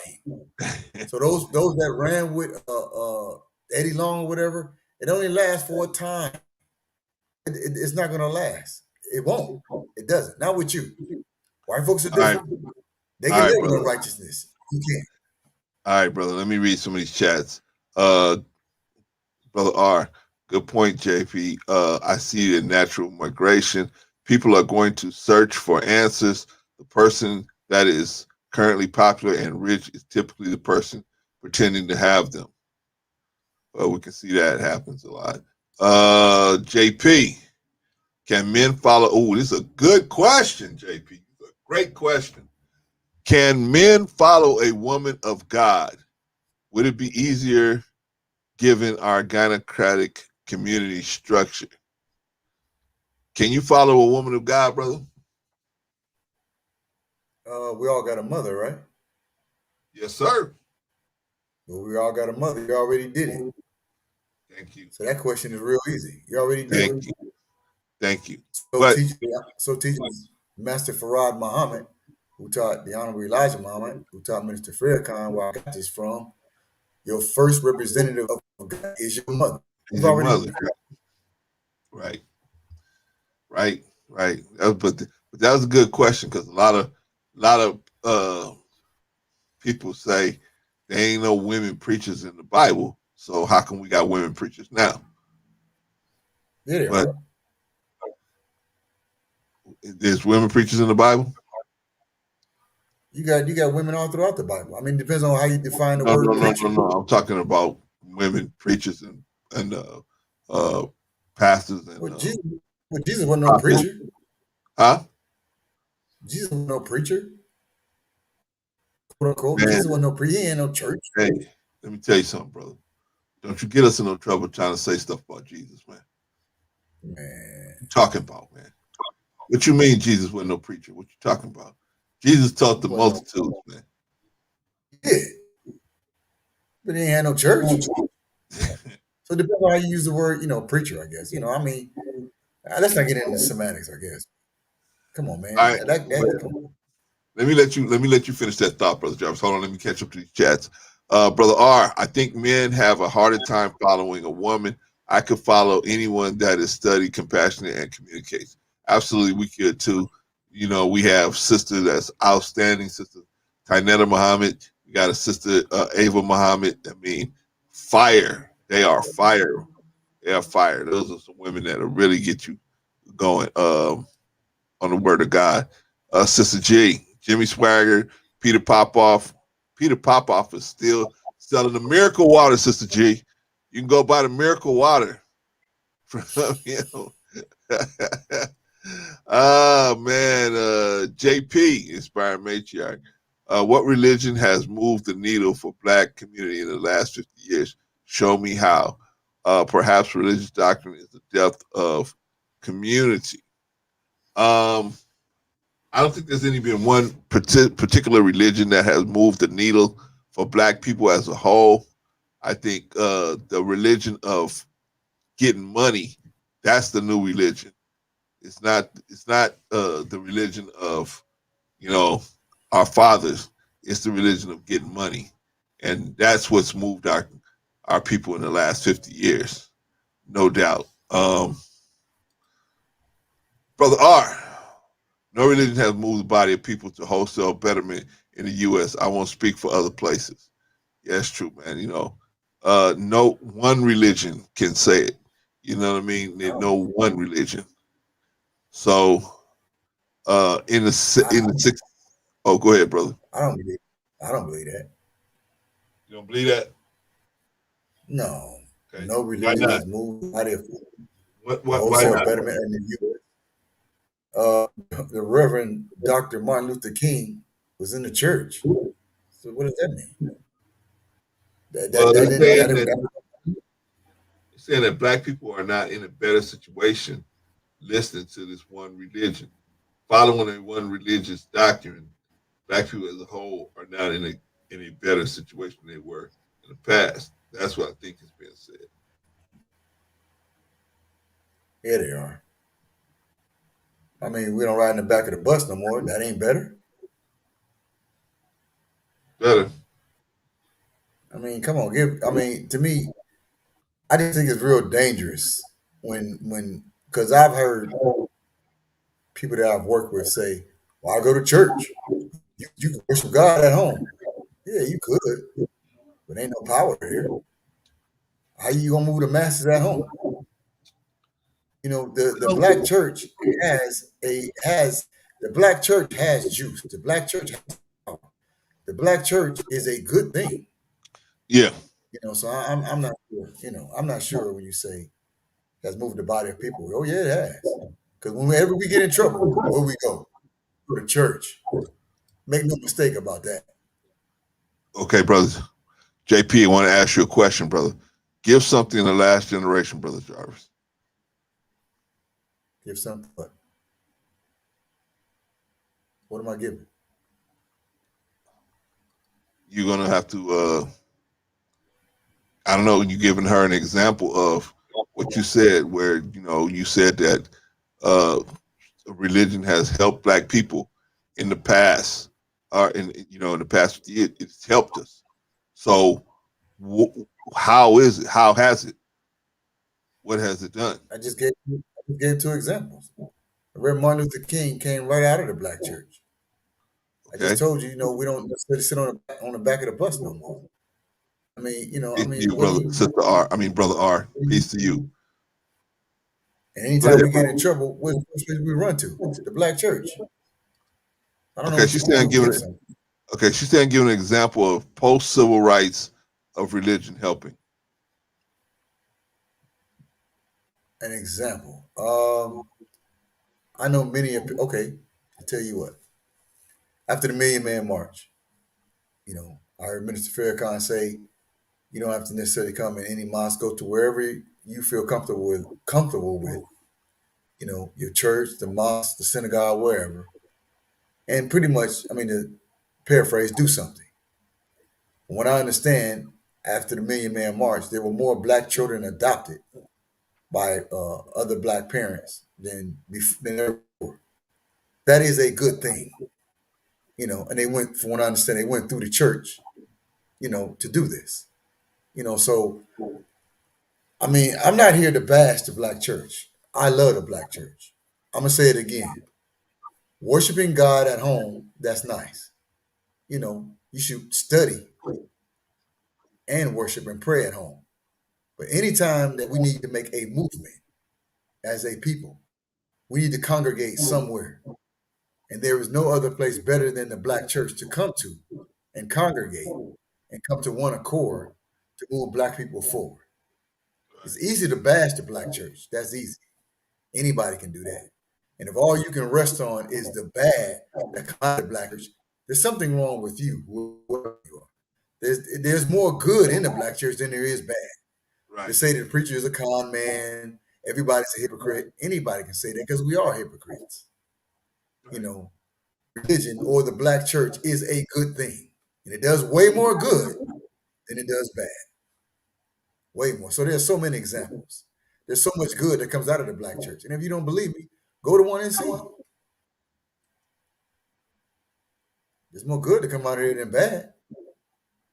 Like I say, I've heard so many times. I got this one brother who swear to God, you ain't got to go to church. Yeah, man, you sitting at home worshiping God, but don't move nothing. Anybody can talk. How you gonna move somebody?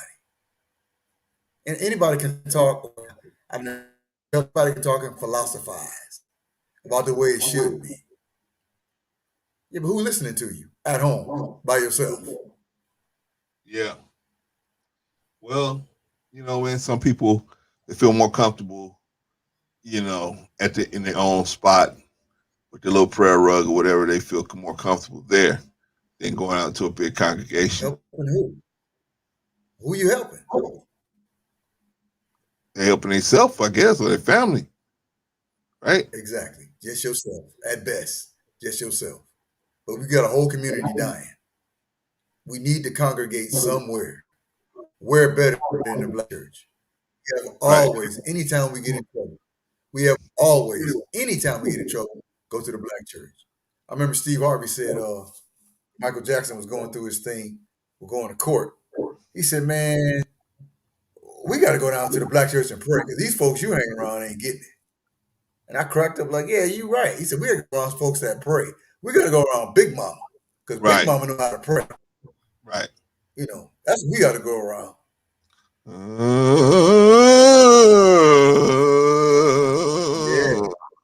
Yeah, well, it sure seemed like God answered that. Something about Big Mama when she pray for you, something good come out of it. Amen. Big Mama will make it happen, brother. Big Mama will make it happen. You know what I'm saying? I've seen so many times. Go ahead, brother. I mean, I've seen so many times that somebody in the church died. They got no money to bury him. Yeah. I've seen that motherboard, as we call it, the motherboard, raise $10,000 back in the day to bury that person. I've seen that happen over and over again. They had no insurance. They had no way to bury this person. And that motherboard got together and sold them chicken dinners, sold them fish dinners, and they raised that money. And they buried that man. Yeah. Yeah. So don't tell me no good come out of there. JP, is that you again, brother? I will research it.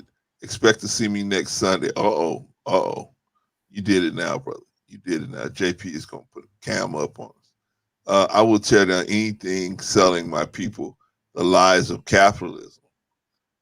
The spirit of the people of Abraham aren't bound to a book or land. Holy smokes. She went Grand Canyon deep on us, brother. She went Grand Canyon deep on us. So I think she's going to research what you were saying about you have to actually be in a physical building with other people to get the most out of God. And I think she's gonna research that. And then she said, yes, sir. Now let me ask you a question. You sitting at home by yourself worshiping God. Right. But you want to help black folks. How you gonna do it? Wait a minute, you want to do what with black folks? You sitting at home worshiping God by yourself. You got a whole community that's in need. How you gonna do it? Well, I think you got to get yourself straight first, right? I mean, it's hard to help somebody else. It's hard to help somebody else fix a flat tire when your tires are flat. You know what I mean? So you first got to fix your flat tires, and then you can fix them. You know what I'm saying? So that's why I think. So are we promoting better for us to sit at home by ourselves? I heard, and I'm praying to God, and I know I heard this right. I heard Mr. Farrakhan say the church is a training ground. Yeah. That's where you go to train. Yeah. That's where you go to study. But you go home and do your own homework. Like I said, if you want to be at home by yourself, worshiping God, go right ahead. But you ain't helping nobody but maybe by yourself. Because nobody has all the answers by themselves. Because what you may be an expert in, let's say you want to build a house, but I'm an expert plumber. But I don't know nothing about putting up the structure of a house. But if you went to a church where you congregate with other people, this person over here, they know how to construct the house. We can't construct the house without a foundation. But you got this person over here, they know about foundation. Okay, we got the foundation, we got the structure, we got the plumbing, but we don't know nothing about electricity. But you got this person over here. That's why you want to congregate somewhere. And in the church, that's what a church does. You got different people that got the answers. You can't have all the answers by yourself. You're not. So you can do the research, however they meant this question, all you want. But by yourself, you ain't gonna move nobody or nothing. Okay. So go right ahead. You want to be by yourself, right ahead. Me and you disagree on that one, brother. But okay, let me move down the line and get to the chats here. Hold on. Wait. You really believe that you can move a people by yourself at home? You really believe that? No, you can't move up people, but you can start moving yourself.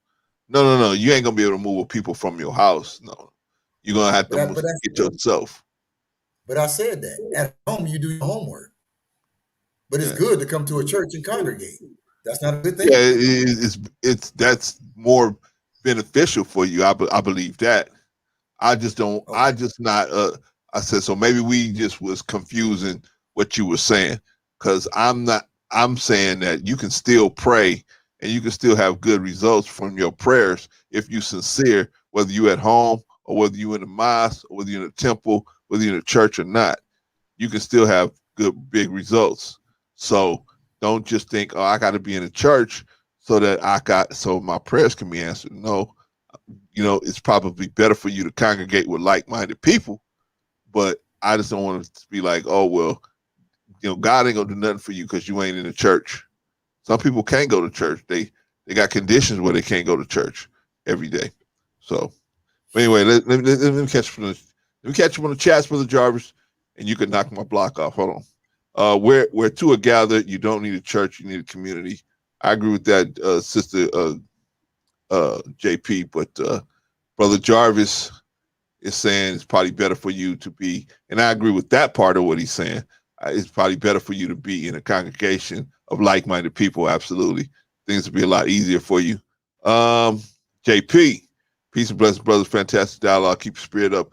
Thank you, JP. Appreciate it. Sister G, that part at Brother C. I'm trying, Sister G. I'm trying. Maybe I'm a heathen. Maybe Brother Jarvis will save me. JP, researching the Million Man March portion. Researching the Million Man. See, she gonna cam up and she gonna get you, Brother Jarvis. JP, you begin to build a movement anywhere. It is the spirit of the people. So, is it the spirit of the people? Okay, well, let's do this. We talking about preachers. Let's put the preachers on hold. How do you pick a politician, brother? We put the preachers on hold. How do you pick your politicians? If you're a registered voter, huh? Well, you pick a preacher. I mean, what about when I first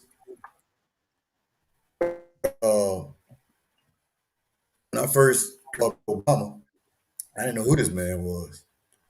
But once again, I listened to him talk. The man knew what he was talking about. I mean, I heard Oprah say that she was backing this man. Before that, I was with Hillary. But to hear the man talk, I said, okay, you know what he's talking about. I'll vote for him. You just kind of know. I mean, he sounded like he know what he's talking about.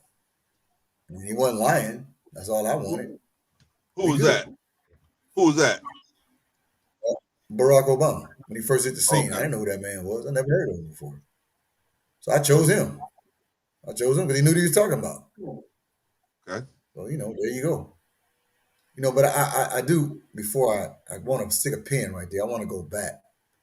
Okay. When you say it's the movement, you begin to build the movement anywhere. It's the spirit of the people. I'm not sure if I'm being misunderstood or I just wanted to be known that there's nothing wrong with going to church. And church is a good thing.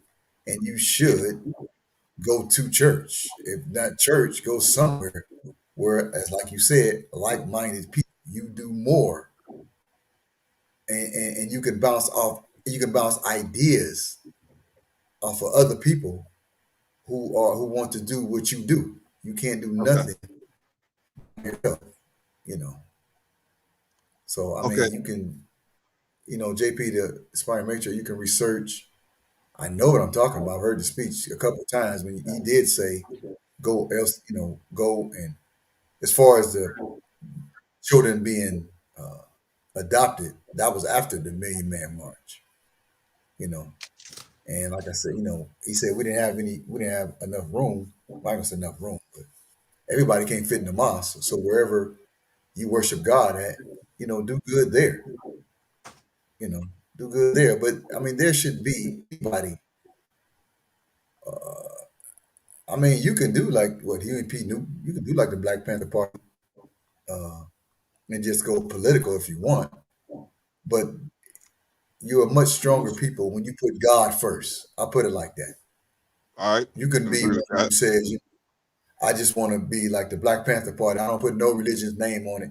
You can do that, but it doesn't have the strength when you put God in there with it.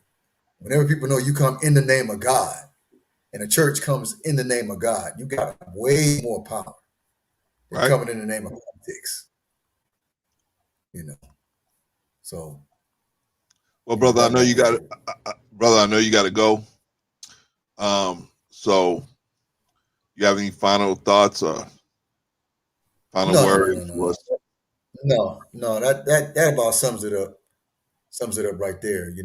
Like I said, um, I pray that anybody that's out there, I think you should latch on to some organization or something. I mean, to me, that comes in the name of God. To because the spirit of the people, just the spirit of the people, we're not going to win. We absolutely need Allah God. If you don't come in the name of God, we're going to lose. right, You know, we have to right, come in the name of God. right. And Well, I'll leave it at that. all right. Well, JP will. I guess you'll get with you next week, and then we'll talk about it, and we'll find out the real answers, brother. But I thank you, brother Jarvis, for stepping up, man, and coming through once again. Appreciate you, man. And you have a good rest of your day for you. And we'll catch you on the next live stream, brother. Appreciate you. All right, that was brother Jarvis, and that was his interpretation of what we were talking about. Sister G, spiritual networking, so to speak. I think I understand what Brother Jarvis is saying. Yeah, he's just saying that the vibe will be stronger if you go into a building where other like-minded people are at. And I agree with that part of it. I thought at first he was saying that you can't connect being at home by yourself. So that's where I had a discrepancy with him. But I think you're right, Sister G. I think he was just saying not that you can't, but it's just gonna be the signal's not gonna be as strong as when you're in a room full of like-minded people. But that was Brother Jarvis on that topic. Like I said, I wanted to move over to politics. Politics, because a lot of times we picking the wrong politician. We try to pick somebody that's for us, but they ain't for us. They look like they for us. They sound like they for us, but they not for us. And what's the criteria by which we using to pick these politicians? And I asked Brother Jarvis that. He said, well, the same way we picking pastors. You're right. I like this person, or I like what I think they did, so I'm gonna choose them. When that's not how you choose politicians. That may be how you choose pastors, but you don't choose a politician like that. You choose a politician based on what they can do for you, and you got the leverage to make them do whatever you need them to do. That's how you pick a politician. If you pick politicians, you think these people like Donald Trump? These people don't like Donald Trump. They don't like Donald Trump. The preachers don't like Donald Trump. But they know that he got the leverage, and they got the leverage over him to get the most of what they want. They don't, and they don't like Donald Trump. But he just gives them leverage to know that, hey, this man's going to do stuff for us. Period. Why don't you pick politicians the same way, black people? Pick them on the basis of what they gonna do for you, not how pretty their suit is and how they had one run in with somebody or whatever. No, pick them on based on what are they gonna do for you strictly. That's it.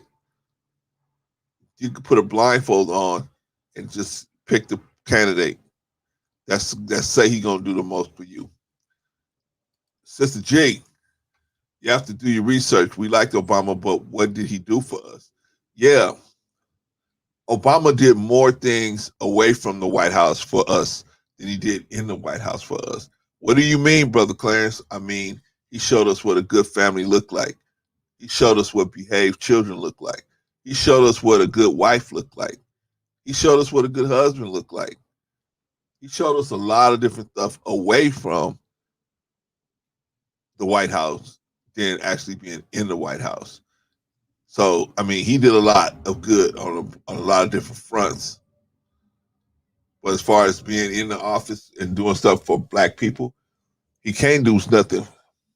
Let me explain why, Sister G, let me explain why Obama can't do nothing for you. Or no president can do nothing for us.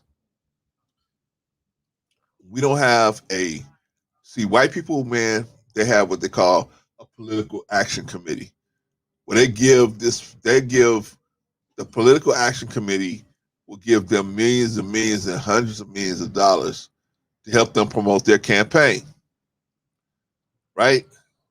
Black people, we don't give money like that because we don't trust nobody. So we don't give nobody no money like that. So we don't have no political action committees.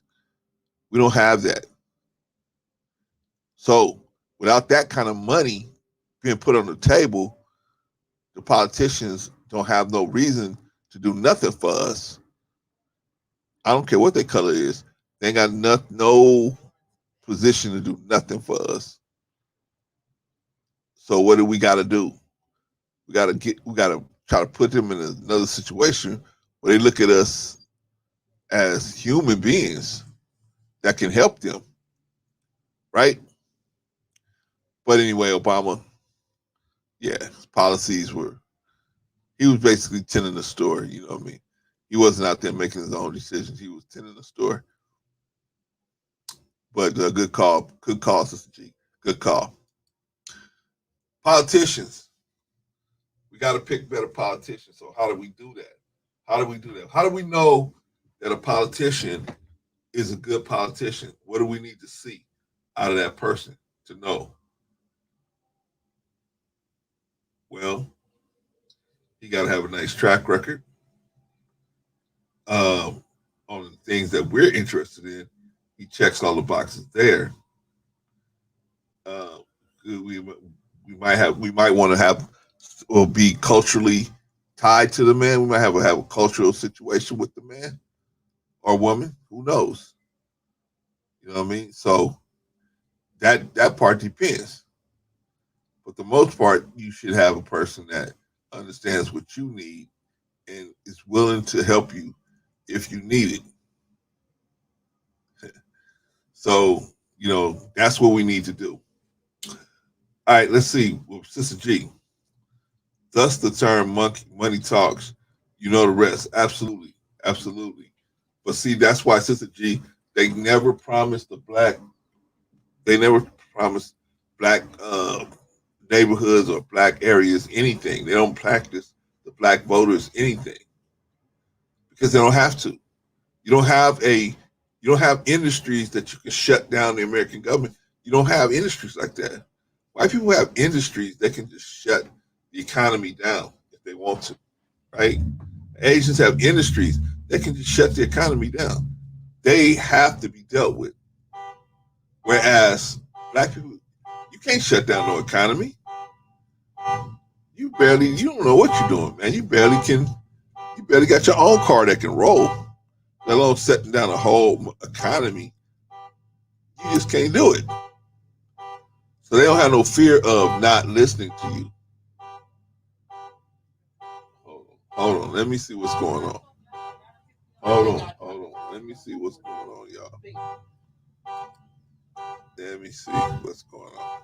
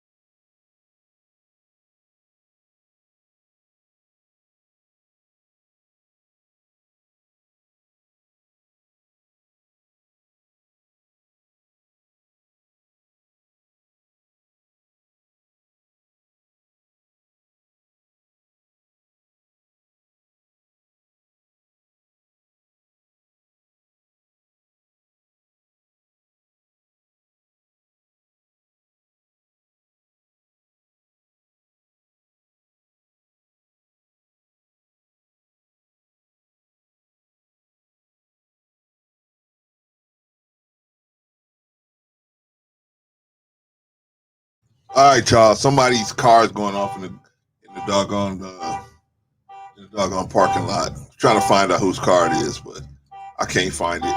Anyway, oh, I guess they can't even cut it down. Anyway, how you picking politicians, man? Because you like them? You think these white politicians? You think the white people like their politicians? They might sit down at a fundraising dinner for them. They might sit down with them for something like that, but they don't like their politicians. But they got leverage with them. They use the leverage that the politician got. That's all they want is the leverage. I want something to happen in my community. So what does a politician do in the other communities, not the black community, the Asian, white, and Latino community? They come in and say, see that bridge over there? We're going to build that bridge up. We're going to build it. You get specific things that they're going to do. In the black community, no. You don't get hardly no specifics. You don't get no specifics. You know what? Just like Obama ran, what did they say? Change. That was the thing in the black community. Change. Hope. You know what I mean? It never was nothing strategic. It wasn't ever nothing specific where, hey, we're going to fix that bridge. We're going to fix this situation. We're going to do it. There's never nothing specific. Why? Because you don't have no political action committees. You don't have any. So you can't expect these politicians who are bought and paid for to work for you for free. They're not going to work for you for free. So you used to being on the American government's teat, where they let you work. They do stuff for you, quote unquote, for free. It's not really free because the taxpayers are paying for it, but it's free for you. But the politics doesn't work that way. I know they keep telling you politics works that way. Politics doesn't work that way, especially American politics doesn't work that way. It is a quid pro quo system. It is a quid pro quo system. You do for me, and same thing in the preachers are the same way nowadays. Everything is quid pro quo. You do this for me, I'll do this for you. That's what it is. You're wondering why, man? I voted for good old Joe. What's happening? Good old Joe is tearing everything that Obama put together down, just about. What's up with good old Joe? And Obama didn't really do a lot of stuff for black people, but like I said, what could he do? He couldn't do all that stuff for free. See, when you come into the political game, man, this is what they don't teach you in high school.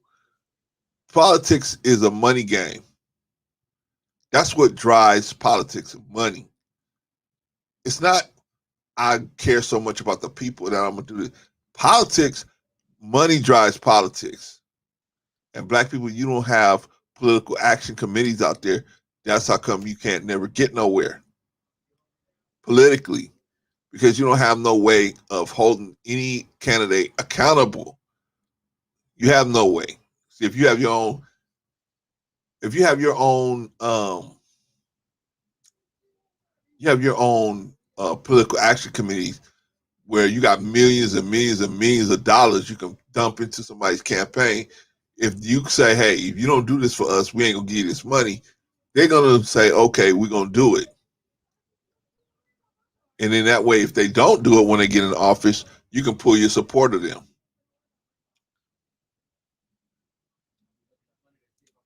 But you can't do that, black people. You don't, because you think politics is free. You think it's you voting for the person who cares from his heart the most.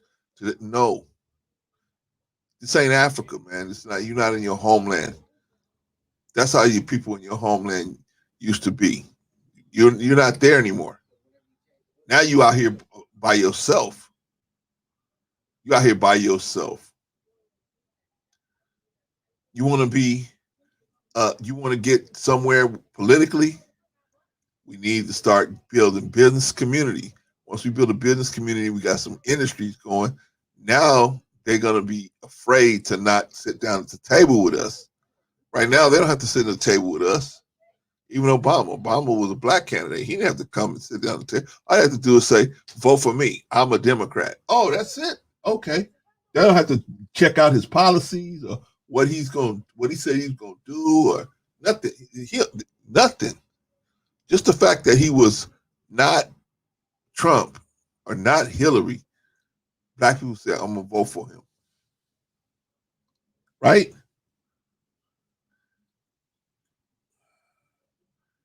But how did that help you as a black person?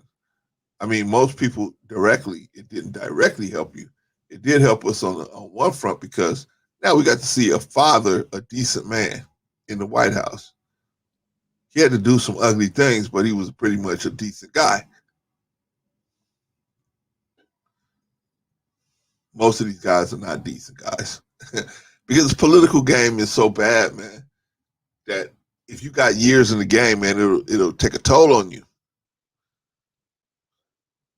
Anyway, y'all got good old Joe in there. What you think about good old Joe? Is good old Joe somebody who y'all could respect? Y'all respect good old Joe? How's he doing with helping, your family? How's he doing with what you call that, the HBCUs? Not so good. Not so good. But I just want y'all to think about it. I want y'all to think about, I know a lot of y'all going over to the King's Conversations over there. That's cool. I'll shut this down so you guys can go over there. But let me ask you a question. What are you going to do? How are you going to determine what you need to do as far as picking the your political people? I want you to think about that. Think about that. Maybe next week we can have some answers about what we're going to do about that and how we're going to address that issue. Because that's the bigger issue. How you picking your politicians and pastors? Because you think you got to like them. You ain't got to like them. All you got to do is take the person with the most leverage. That's what you got to do. Anyway, y'all, I'm going to shut this down because I see a lot of y'all got stuff to do, man, and I don't want to hold y'all up. I appreciate y'all stopping by. We did 2 hours and 13 minutes. So let's go ahead. Let me get to the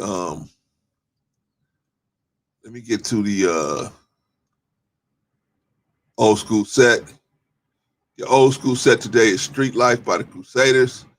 Go and check that out. Dig that. Y'all have any questions or any topics you want me to talk about or do anything, hit me up on my email. Y'all can see that on my About page. And, we'll definitely deal with it. All right. Until the next live broadcast, I'll see y'all later. Peace.